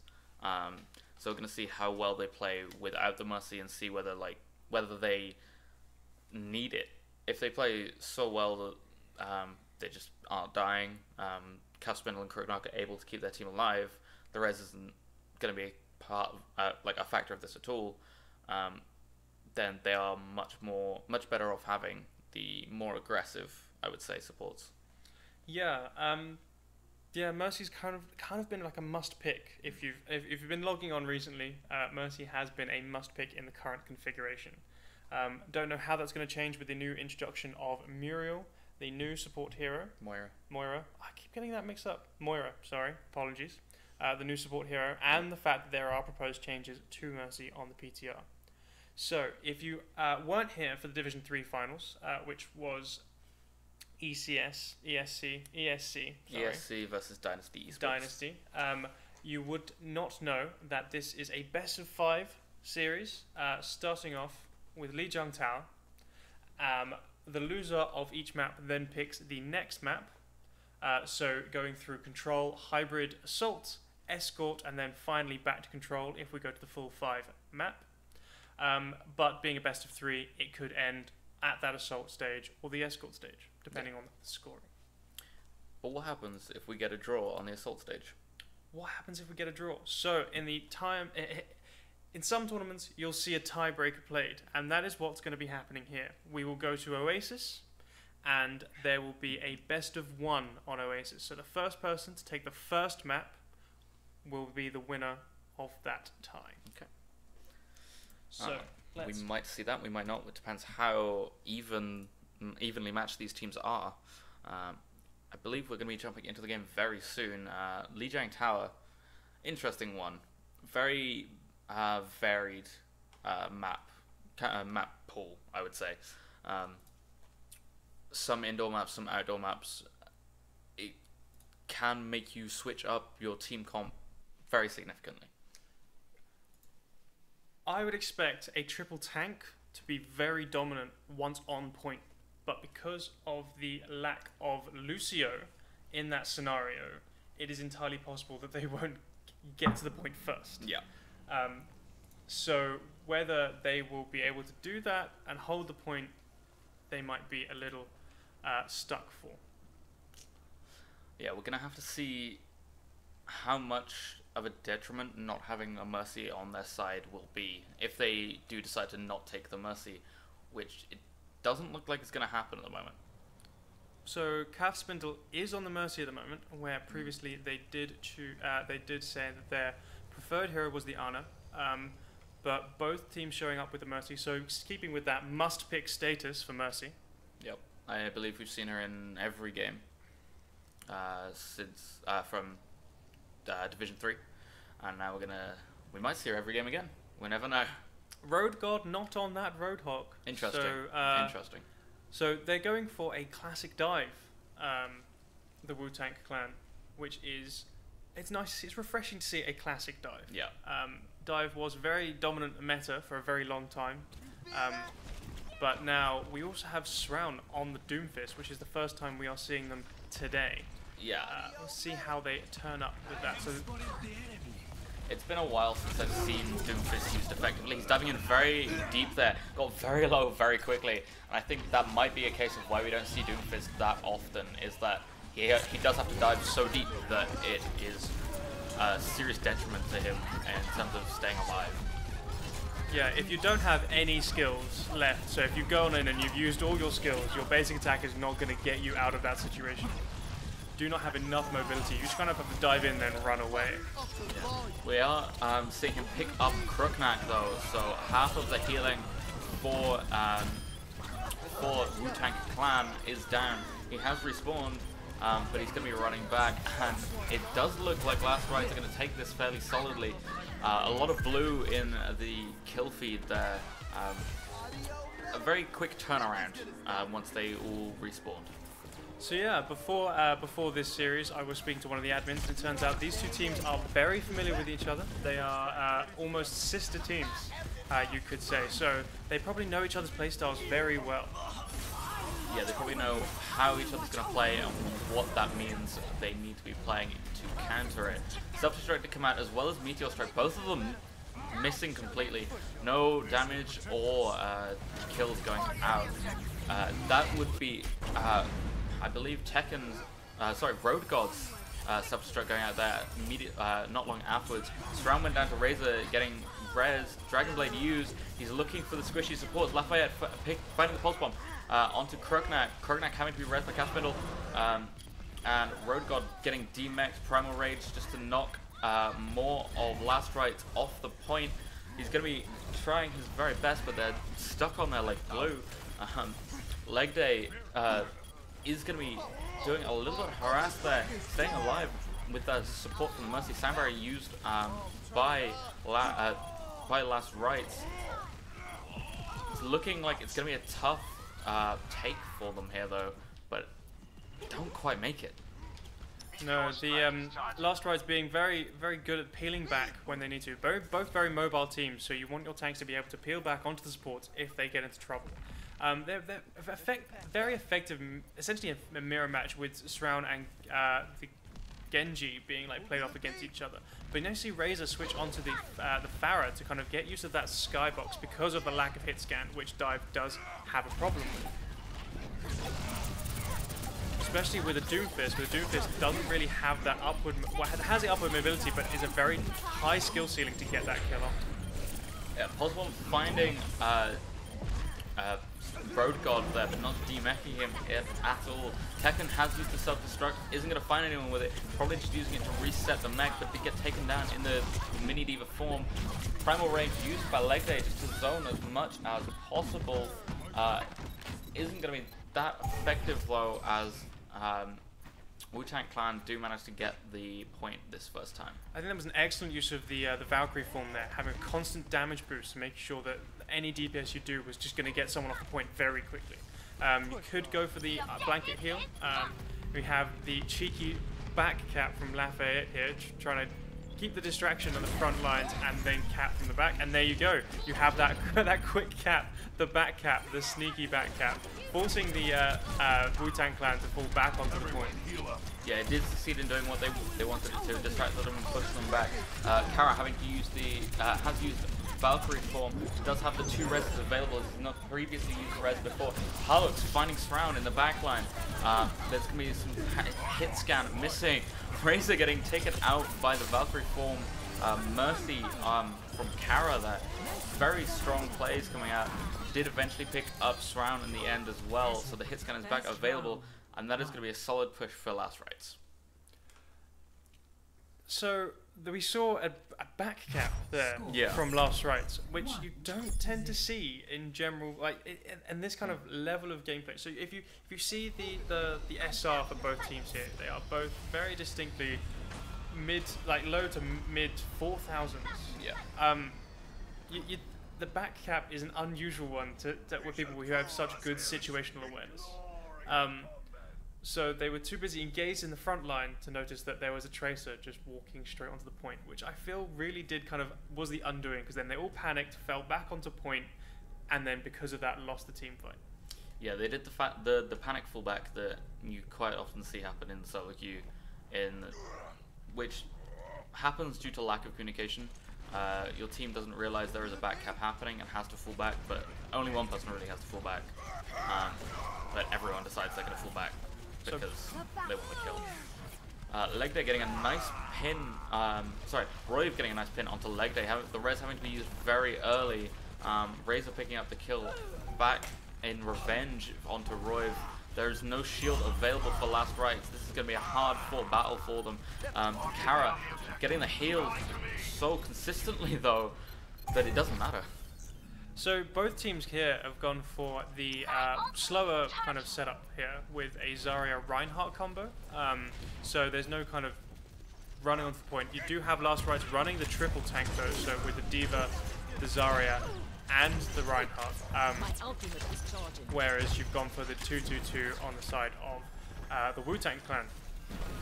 So we're going to see what kind of... So we've seen them on dive, and now we're going to see them on a slightly slower setup. So Variant's going down to Razor very early there in the team fight, being able to take out one of the supports, forcing the res out from Kara. Brown does have the Graviton Surge available. He's going to use it. Going to find 4. Managing to suck people from so far away just to get that huge Graviton. Unfortunately, not as much as they wanted out of it though. Did pick up 2 from the self-destruct from Tekken, as I believe Kirknack used the sound barrier to counter it as much as he possibly could. Lafayette trying to 2v1 there as Reinhardt. Very difficult situation to be in there. So the res coming onto Leg Day, so nice kind of recovery from that. Hammered down, the Earth Shatter catching the Genji there, but and big converting kill, but not much else found from that. But the flip does come for Wu-Tang Clan. Yeah, a very nice Graviton Surge from Road God there. Managed to find, I believe, 4 targets, and then they use that advantage to push through as much damage onto Last Rites as possible, and then take the point from there.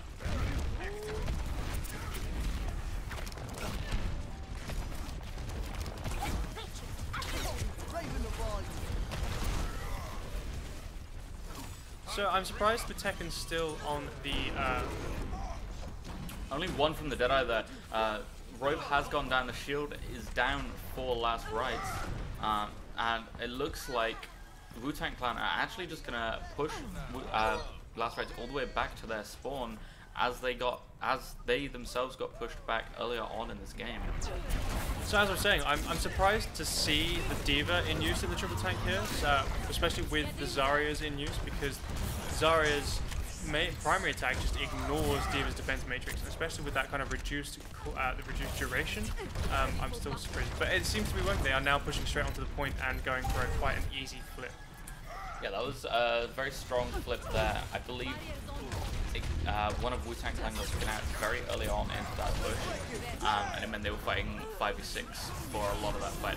Dragonblade has been used, but gets immediately answered by Variance's Tranquility there. Both Valkyries are used. One charge of the Resurrection has been used by both teams, and then Kara does go down from Razor, and a 4-man self-destruct from the Graviton Surge player there. That was incredible. With the kill on the Mercy. So there's a team kill. So you had, so as I said, unusual to see the D.Va. The D.Va then comes out and gets the team kill. Yeah, you were talking about how much of a counter Xayah is to D.Va, but that doesn't matter if you just self-destruct. If you've got the self-destruct available, you just throw it in there, and I believe this is what we're going to be seeing here, is the 4-man self-destruct right at the end there. It's a Graviton Surge into self-destruct, and it just sneaks behind the barrier, picking up the quintuple kill at the end of it there. And I believe he actually got every single kill at the end there. That was a full 6-man team wipe just from a D.Va. Yep, the initial kill on the Reinhardt, the quadruple kill with the self-destruct, and the follow-up onto the Mercy. Yeah. Yeah, very, very strong play there from, I believe it was... Tekken. Tekken, yes. I blanked there for a moment. So, those are the current scores. You've got Last Rites taking the first map for this Div 1 final. But that level of play from the D.Va there is the kind of thing that we are hoping for. The big plays coming out in this Div 1 final. So, losing team now selects the next map. We'll see what they go for. If we then come back here to our pretty faces. Lovely. So the next map is going to be a hybrid map. We were talking about these earlier in the Division 3 finals. There's usually 2 or 3 choke points that make it very hard for the attacking team, but conversely make it easier for the defending team as well. If the defending teams can pick their fights in these areas, it could be a very easy win for them. So we are seeing the next... So the hybrid map being chosen is King's Row by the Wu-Tang Clan. So I believe they are... It is one of their preferred maps. Yeah, it is. Specifically, there are 2 maps they said they wanted to see come up, and King's Row is definitely one of them. So we are hopefully going to see some really interesting, really high-level strats here. So when they are ready to go, yeah, we might see some. Was it Wu-Tang Clan that were talking about the heavy tank kind of triple tank running? They were talking about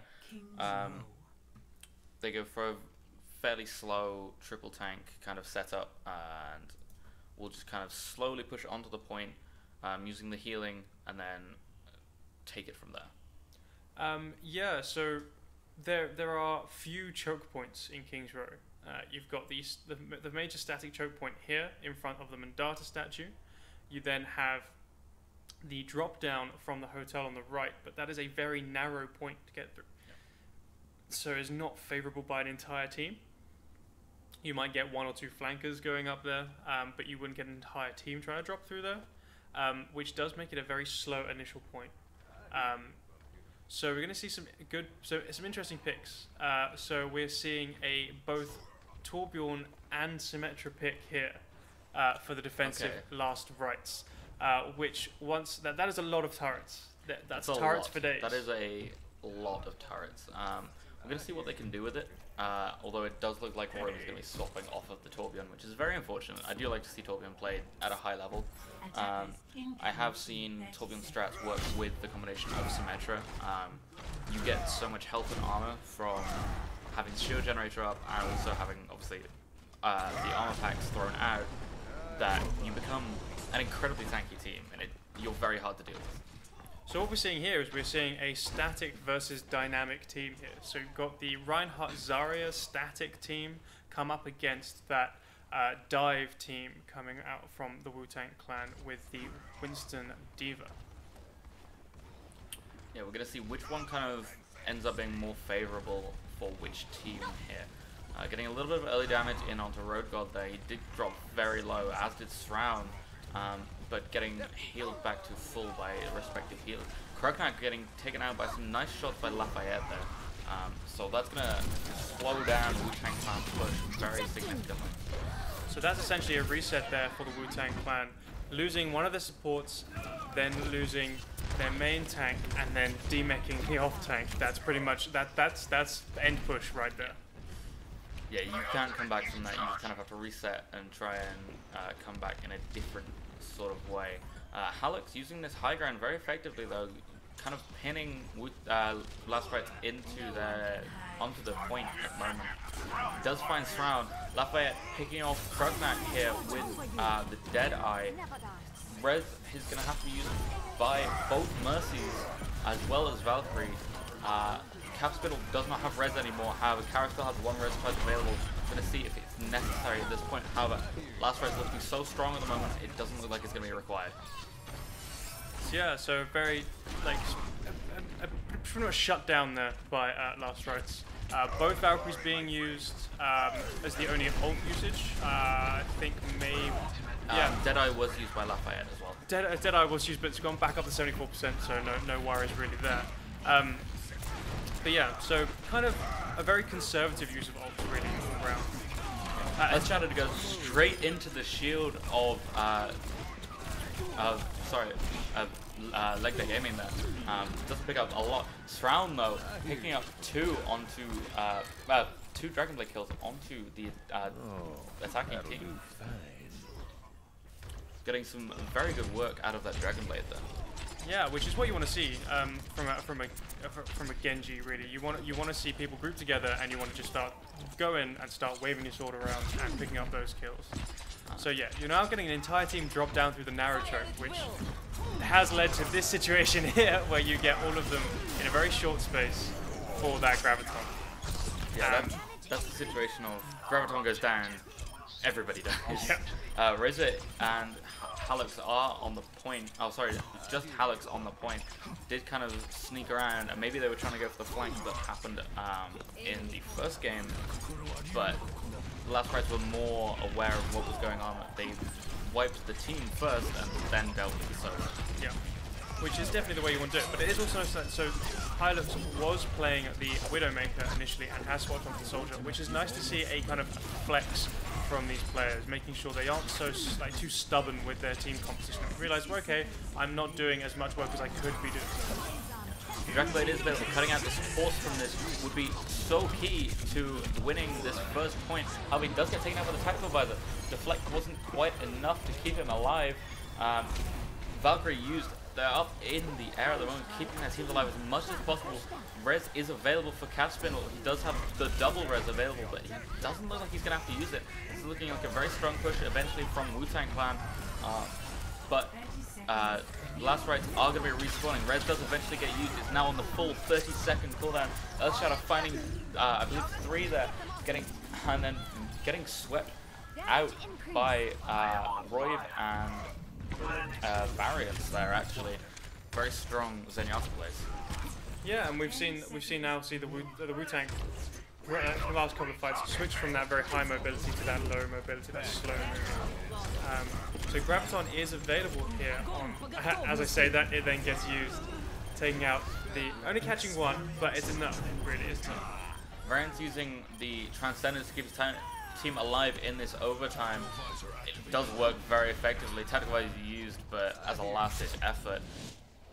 So full hold here, yeah. One third is the requirement for Last Rites attack, I believe. Exactly. So we saw a complete change of strategy there from Wu-Tang Clan. We saw the initial dive composition, then switch out straight onto the Zarya Reinhardt composition. Would you have stuck with dive, or would you have changed? I think I would have changed as they found that they were struggling to push through the static defense, and I think they needed to adapt more than they did already to Last Right's defense, and I don't think they did it well enough. So we're looking at the picks here from Last Rights. You've got Surround on the Hanzo. I believe that's probably going to be a one-shot switch. So you use that sonic arrow or the sonar arrow just to reveal some information for the rest of your team, and then you immediately switch onto someone else and then get it stuck into the team fight.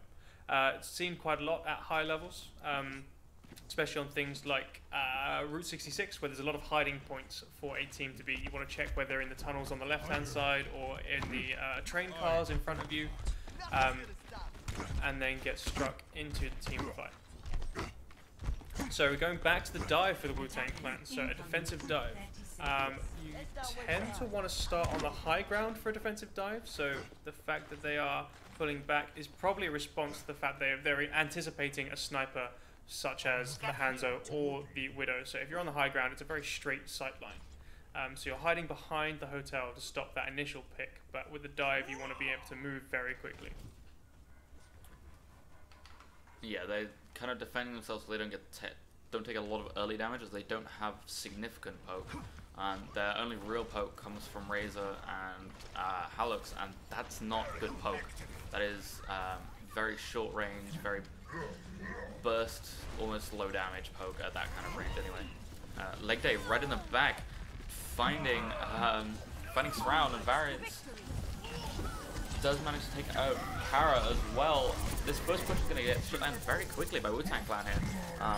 Support's going down as fast as they possibly take them down, and then the Hanzo was still there, kind of still in the back line, has now been swapped off in favor of a Soldier 76. So yeah, that early pick on the Farah proving early pick on the onto Kara on the Mercy, again proving how divisive the Mercy is in these team fights. Yeah, Roadhog getting in very deep there, actually dueling off with Roadhog while he plays with Diva. A little bit of skirmishing going on, but no real significant targets being taken down. However, if Halux can find the pulse bomb onto either Kara or Variant, this could switch it very quickly. But he does get taken down by the Helix rocket, so that pulse bomb is not available. I believe it was used and didn't pick up anyone. No one significant. Razor, the Dragon Blade was used, and Kara gets taken down by self-destruct. That's going to be the end of the push for Last Rights there. So seeing a very good defense here from Wu-Tang Clan. It's only just over a third of the capture bar that needs to be taken by Last Rights here. But we are seeing a kind of a reasonable defense. So Razor there on the flank, you can see on the flank, just trying to get the pick up on the support. Graviton's Zip has been used, gets countered by Sound Barrier, but that's 4 down. Earthshatter following up there, double res coming out from Cap Spindle. Does get taken down for his efforts, but will it be enough to actually contest this point for long enough? Doesn't look promising, as a lot of Wu-Tang Clan went down in a very short space of time. That was a strong Graviton. It was very strong. I believe it picked up 3 heroes there, and then was immediately followed up by Roiv throwing down the Earthshatter as well. Razor here with play of the game, actually. I believe this was on the Wu-Tang Clan defense very early on, actually. The first push of Last Rights getting shut down very efficiently by Razor, just dashing back and forth using the right clicks, which is the sort of shotgun spray of shurikens to kind of to deal with the squishy targets. So currently the scores stand at Last Rights 2, Wu-Tang Clan 0. So usually what happens now after 2 maps is the players will take a quick break. Yeah, they will be taking a very quick break while just to discuss any kind of new strategies they might want, or even if they just need a drink. Yeah, exactly. So we don't know. So the next map does seem to be Horizon Lunar Colony. That's a very quick decision there from the Wu-Tang Clan. So they could do the reverse sweep. Do you think they could do the reverse sweep?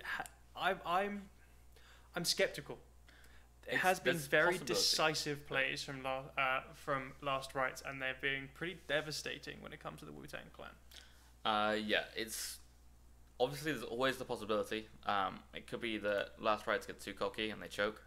However, it is unlikely to happen. So I would like it to see it happen. I always love a good 3-0 reverse sweep. But from what we have seen from the two teams so far, I don't know if it's possible. Yeah. So we have seen we've seen some great plays from Last Rites, like very decisive, good use of ultimates, very conservative, they're very responsive. Wu-Tang Clan starting off on the dive kind of based setup, and then switching between dive and static doesn't seem to have worked out. They don't seem to be finding their feet with either, which at this point in the final, when you're staring down kind of essentially a series map, is not encouraging. They can totally do it. They've got the skill. We've seen some very kind of good individual skill. Yeah. But whether they're going to pull together with that coordination. I mean, like I say, I hope it happens. But they haven't shown the kind of coordination that Last Rites have, and they haven't been able to. I would say they haven't been able to find the pickoffs that they need early enough into fights to actually counter push Last Rites. So Last Rites are very often picking off Calf Spindle playing the Mercy and Crookneck, usually on Lucio. When that happens, your push is dead, and you have to reset or kind of sacrifice yourself to the enemy team. And Wu-Tang Clan just aren't doing that. Variants and Kara are staying alive for so long in these fights, so they're getting so much effectiveness out of their ults and just their normal healing as well. So we've been seeing Last Rites on played a lot of the triple tank, like slow. So you either had the Reinhardt Zarya or we've had the Reinhardt Zarya Diva. So again, Diva being the most mobile out of all those tanks, so being like their pushes being very limited by the Zarya Reinhardt combo. For Horizon Lunar Colony, a map which is more designed, is not a like traditionally designed map. So all the other maps have very kind of distinctive Reinhardt push points, very static push points. Horizon the first point has a very kind of open point that you could descend on from many directions. There's no kind of distinctive choke for a Reinhardt. And then again, maybe a bit more so on the second point, there is more of a static choke. But again, how do you feel that's gonna affect the team compositions? Well, like we said about Wu-Tang Clan, they don't seem to be able to find their feet with either static or dive. We've yet to see them sort of go for a Deathball comp, which is a significant possibility. I've seen Deathball comps work on Horizon Lunar Colony. I'm gonna keep getting that mixed up a lot. It does work. There's especially on that first point, it's very narrow corridors in which you can get the Lucio in and just speed your team through them as fast as possible, and sort of surprise the defending team. And if you can get that to work, it's very effective. But if the defending team sees it coming, it can be very difficult to make effective, basically. Yeah.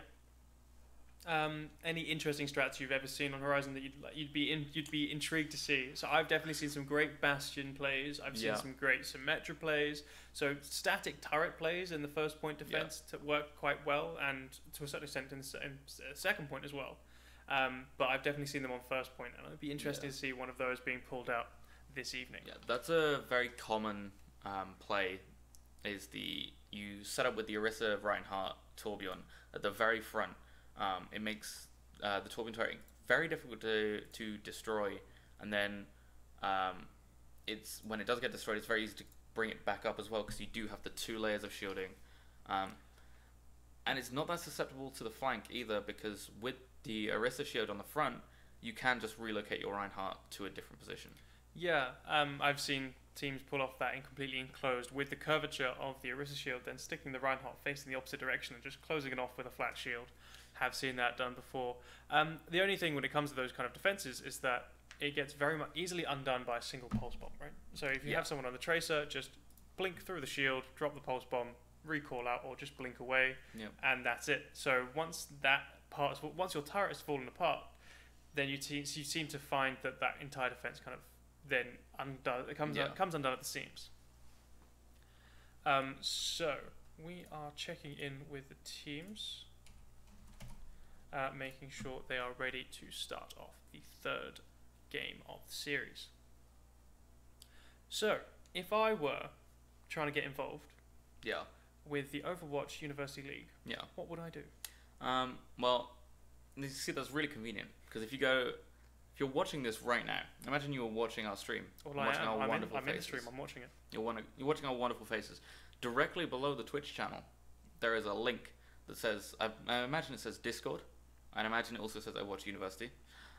If you click that, you'll get sent to the Overwatch University Discord server. You can talk with people that are playing in teams, freelance players that are looking for teams. All of the admins are available there as well if you have any questions for it. This is the end of the season 3 though. However, if you are looking to play in the next season, which is season 4, I believe it's starting in January, not very long at all, and you can get some practice in between now and then. I know there is things like Christmas and holidays and whatever other sorts of things people like to get involved in, but you can always get some time into practice at Overwatch. Don't forget, there's also the Twitter and Instagram if you want to follow us on all those social medias. But yeah, if you want to get involved, do get involved, and you could possibly be in the final next time, which we will be commentating on and probably making jokes at. Or you could just take Toad's job. Just steal my job. It's fine. Steal his job. It's fine. I don't need it. Not mine. Still his. Oh. I feel like I'm being targeted here.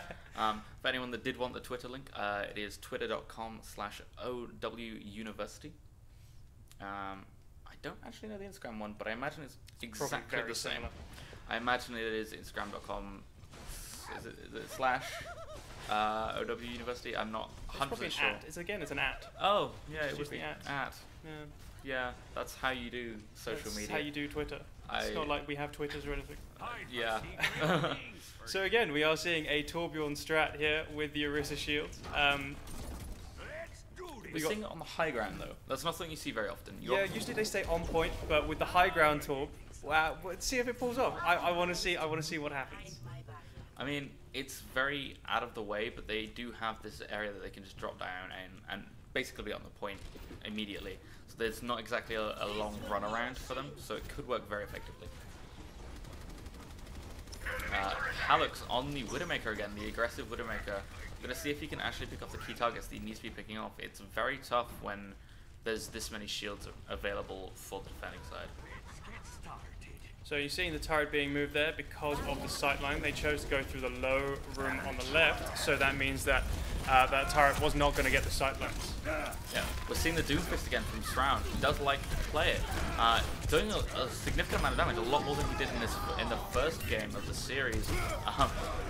Doesn't quite take out the Riptide though. It was very close. Didn't quite get the knockup that was required. Eventually getting taken down. But that's how you defuse rather large bombs though, isn't it? You just punch them. Punch the really large rolling bomb. Don't punch bombs, kids. Don't do it. Please don't punch a bomb.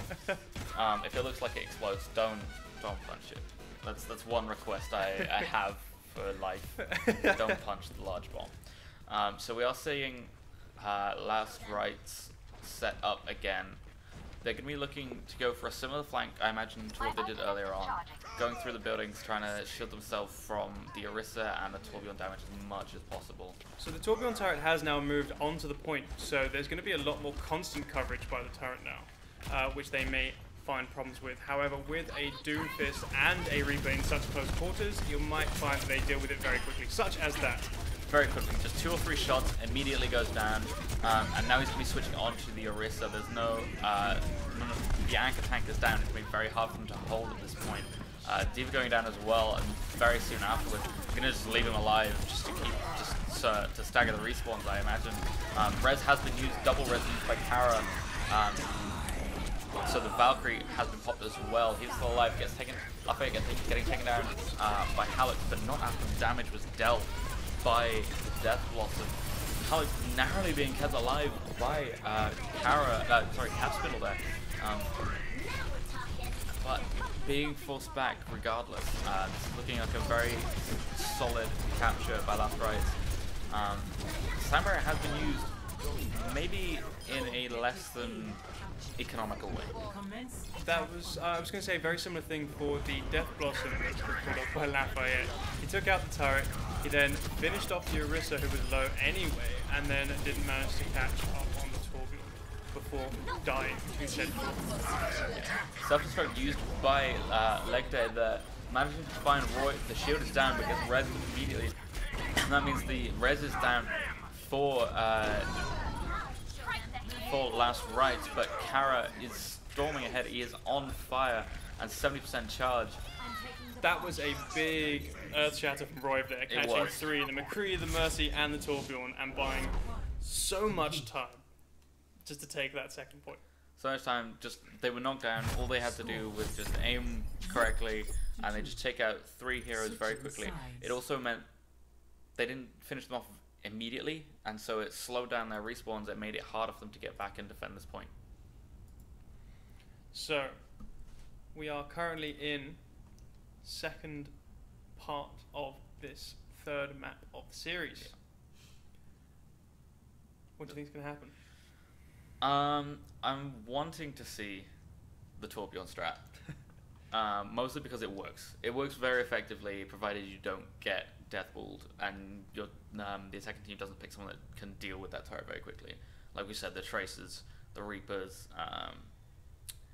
to an extent, Pharah, but with the shields in place, it's very difficult to get decent shots on as Pharah. And such low ceilings in the map as well. So Pharah does love those open skybox, which unfortunately you just don't get here on Horizon Lunar Colony unless you go outside. But then using the jump and low gravity puts you outside of the map very quickly.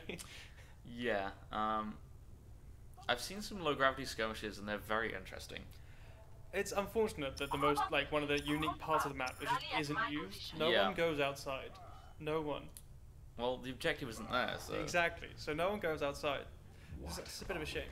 So we've got Razor here on the Sombra, which I think they are pulling out just in case you have those number of shields from, say, like the Orisa around Lafayette's turret. So if Last Rites stick with the Torbjorn strat, yep, then that EMP from Razor is going to be very divisive. It could be the difference between the win and the loss here. The turret is again set up on the high ground, however it's set up on the other side here.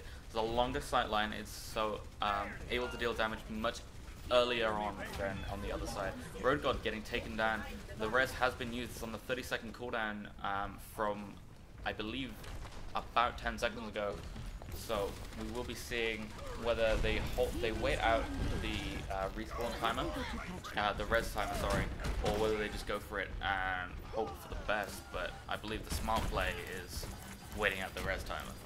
So they've taken the health pack here with the Sombra, which is an excellent use. So if you just play around this health pack and keep healing up around it, then you're going to get the Sombra EMP up very quickly, which I think is what they're doing. They're trying to poke a little bit, get a bit of damage, heal back up over the heal pack, and then get straight back in there with the EMP.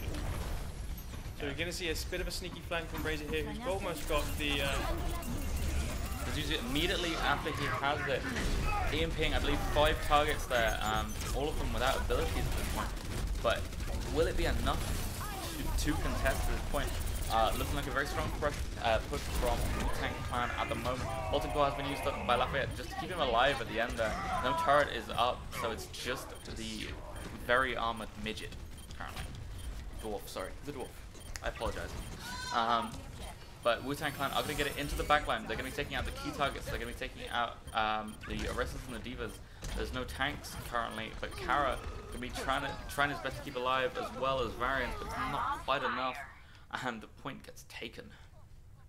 So, going to see with the 4 people waiting for the respawn, you're going to see a very quick kind of momentum push straight onto the second point. So you can see the first tick probably go very quickly, as we have just done, because of that massive momentum. So Transcendence comes out just to kind of keep people alive so that they can get those respawns back onto the point. Earthshatter's still available here on board with Leg Day. Death Blossom comes up and picks up 2 with Lafayette and Variance, and manages to get the DMEC on Tekken, so a lot of work being done there. Graviton is used to just kind of zone out, but does very, very widely with it, unfortunately. That is going to be a hold currently for Last Rites.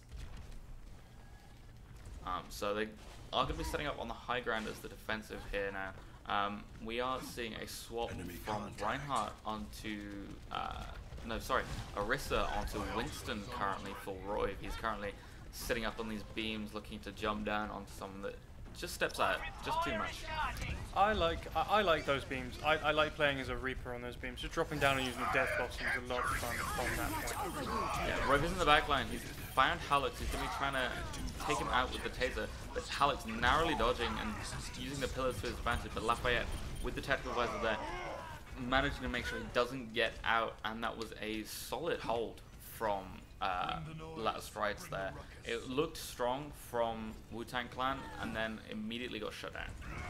Unfortunately, they still have another 5 minutes to hold, so you're going to look at a fair number of team pushes in this time.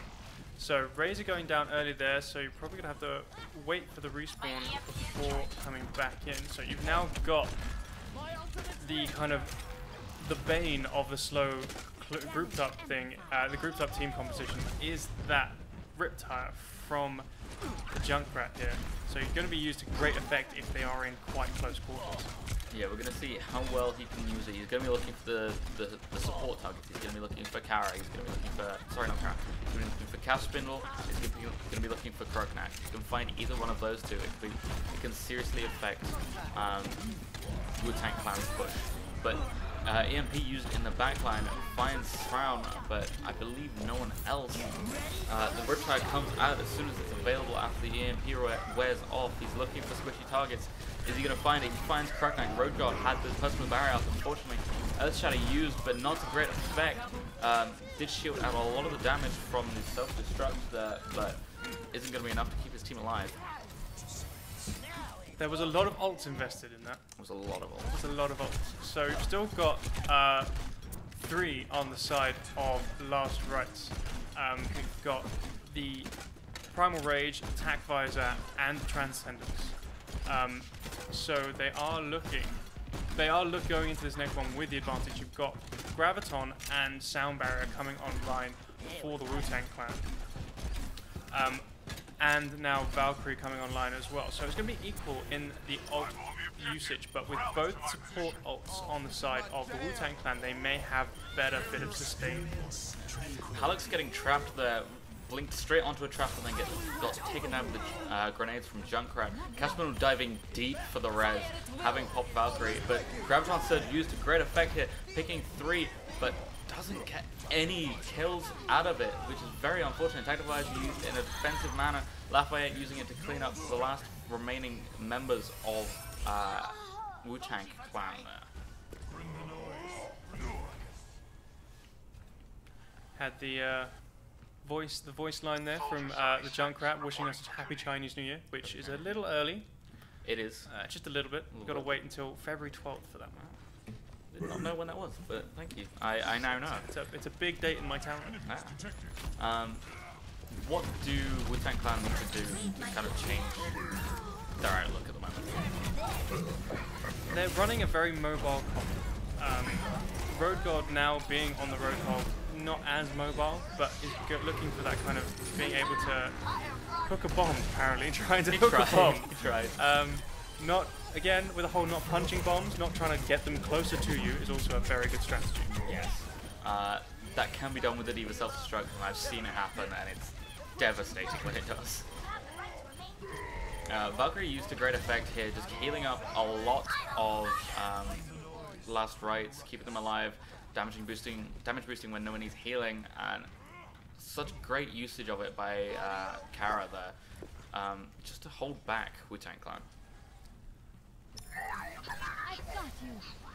On the side of Wu-Tang Clan, I'm not sure exactly how they're gonna adjust with the same composition they have here. So they've got two tanks. They're playing a 2-2-2 at the moment, but the two tanks they are using are very different in style.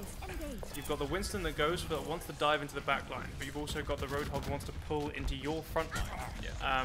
It's a bit of a mismatch there in the styles of play. Yeah, we are seeing Whole Hog ready. Maybe he's going to use it. He will hopefully use it to knock a lot of Last Rights back off the point. Lafayette jumping deep into that there was not the right play. Should have just waited it out, maybe try to get a few headshots onto Road God and then take him out. And that's the capture. Very good final push.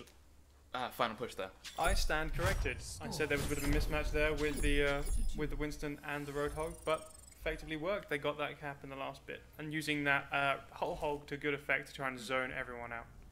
There is a lot of disruption you can do with the combination of Roadhog and Winston. Winston jumping in the back line, looking for the squishy target. Sorry, not the squishy target, the support targets. Meanwhile, Roadhog is in the front. He's picking out the DPS that are causing problems for you. It is a mismatch, but it can work. So we are now seeing a 2-all kind of tie at the moment. However, on the side of Wu-Tang Clan, they only have 1 minute in the time bank up against Last Rights 5 minutes 19. So it's going to be a very hard going. It's an uphill struggle here for Wu-Tang Clan because of the difference in time. So they will have to hold for that full 5 minutes 19 in order to try and have a standard chance of winning. Yeah. That's a long time. It's a long time, especially on first point Horizon Lunar Colony. Yes. However, if they can pull it off, though, it will take them into the 4th game of this series, and it will show us that maybe they do have the potential to do the reverse sweep. So we're seeing again with Razor on the Reaper there is trying to take advantage of the fact that there is quite an enclosed space on the point. So he's going to try and get on the point and then just pretty much pump away with the shotguns and just get everyone away from the point. So you either want to be trying to face tank him, trying to deal more damage than he can output, or you want to be taking him out from a range. Yeah, very early Riptide by Shroud. Finding Crookneck and Razor there, the supports are down, they're going to have to reset this push very hard, otherwise it's going to be a failed attempt. That was a large stagger there on Halux, so they're going to have to wait even longer into their 1 minute before they can get the reset. 10 seconds at this point, 10 seconds left on the attack. It's going to be a very fast push is what they're going to need. They're going to need to death roll in, and that looks like it looks like they are trying to achieve that with both Crookneck and Razor, but Crookneck goes down, so that's half of the healing down already, and Lafayette, Razor is down, sorry. Alex is the only one available currently. He's on the point, but again, it's a 1v6. You don't win a 1v6. You don't win a 1v6, unfortunately. So that is the end of round 3 there. So didn't see any kind of point conversion there from Wu-Tang Clan, so they are going to have to full hold for 5 minutes 19. Yes. I'm not saying it's impossible. I'm saying it's an uphill struggle. Yeah, it's a very, very difficult hold, even when you have some of the best kind of defensive heroes, maybe Bastion. We might see a Bastion Torbjorn strat just to hold as long as they can, but I can't see that being overly effective. Again, as soon if it's because you don't want to get in the first tick, if that strat falls apart, it's falling apart very quickly and in quite a catastrophic way. Yes. So we are seeing Lafayette on the Hanzo hit. Interesting. On the attack Hanzo. Yes. Never mind. Oh, now that's a Tracer now. Troll pick there. I fell for it completely and utterly. So we are seeing double flank, very dive comp coming out of Last Rights. Classic dive comp, Classic. apart from Zenyatta, which is replaced by the Mercy, which is the must pick anyway. So. Yes. We're going to see how effective this is against the standard 2-2-2 comp from Wu-Tang Clan. So yeah, we've got the Wu-Tang Clan coming out with their Hilux on the Pharah this time. which is going to try and make use of a high ceiling, but not like a huge skybox, so may find themselves caught out a little bit. Surround on the Genji, trying to go quite aggressive there, trying to get some poke damage, try and get that ult up as quick as possible, so he can dive straight into the back and take out those. So Kara goes down very early. That is going to be a big limit on the push from Last Rites here. They might still be able to pull it off. They're looking strong, but not strong enough by the looks of it. They are going to get held back by Wu-Tang Clan for this first push, but they still have a 4-minute 30 timer on. So yeah, so if we're looking at the ult economy here, nothing really coming online anytime soon for either team. It depends on how much damage the DPS can put out. So the Dragon Blade, well, Surround taking out Halux there on Pharah very early on. It's going to make it a 5v6 straight away, and then losing a main tank, which is then forcing the res. Dragon Blade being pulled out there and taking out half a Spindle, so another support gone. Huge ult from Leg Day Gaming there. Three knockdown, but not enough. Just a solo Reinhardt just swinging through. Does a lot of damage, but he cannot hold back 3 heroes. And that is the Last Rites win. That is a 3-0 victory for Last Rites, I believe. Indeed. That is it. Tekken here with the play of the game. I don't think I saw this one. It's not a self-destruct, he does not have it. Knocking out 2 very early on, like Caspian going down as well as Pilots and Road Guard. So very varied in the targets there. A DPS and a support going down, and then following that up with a tank kill as well. So we saw why that particular push there failed. I would say for this series that Tekken there was probably, I'm going to say my MVP. Yeah. We saw it at Lijiang Tao with that entire team wipe. I'm going to say solo team wipe because there was going to be done work by the healers and everything around them. But taking out the Reinhardt initially, then getting the quadra kill off the back of the Grav, and then taking out the Mercy, and then coming in with play of the game for the second one there by taking out key points. I'm going to say Tekken my MVP. Okay. I particularly found Kara was a very strong player. I'm going to be choosing him as my MVP. He was so well positioned with Mercy very often, to the point where he was in the sky, constantly healing in a way that Wu-Tang Clan just couldn't deal with him. But that will be the last game of the series, and the last game of the Division 1 final, and potentially one of the last games of the day. I don't know how much longer other games are going on that aren't being streamed currently. There will also be the NA games as well, which are happening at, I believe, 6 p.m. CST. 6 p.m. CST, which is Central something time. Summertime? I actually don't know. I should know that, but no. I don't. So if you are wanting to join in on watching those games, that will be broadcast shortly. Well, not shortly. It will be broadcast later on today at some time. If you are looking to find out more about Overwatch University League, there is the Discord link, which is discord.gg/OWUniversity, or there's a link right down there. But if you can't click at the moment, just go to the link that I mentioned. There's also Twitter, which is twitter.com/OWUniversity or at OWUniversity, as Twitter uses ats and doesn't just use links, it uses ats. It's not like you have a Twitter like right under your face. I mean, there. I never said I was good at it. But that will be the end of the stream from us today. The NA stream will be, I believe, Lobosco, Pim of the Crib, and Mushu Beef, who was actually at BlizzCon very recently. Wonderful guy. But that is all from myself, and I have been Toad Ridge. I've been Sithis. And we will catch you very soon.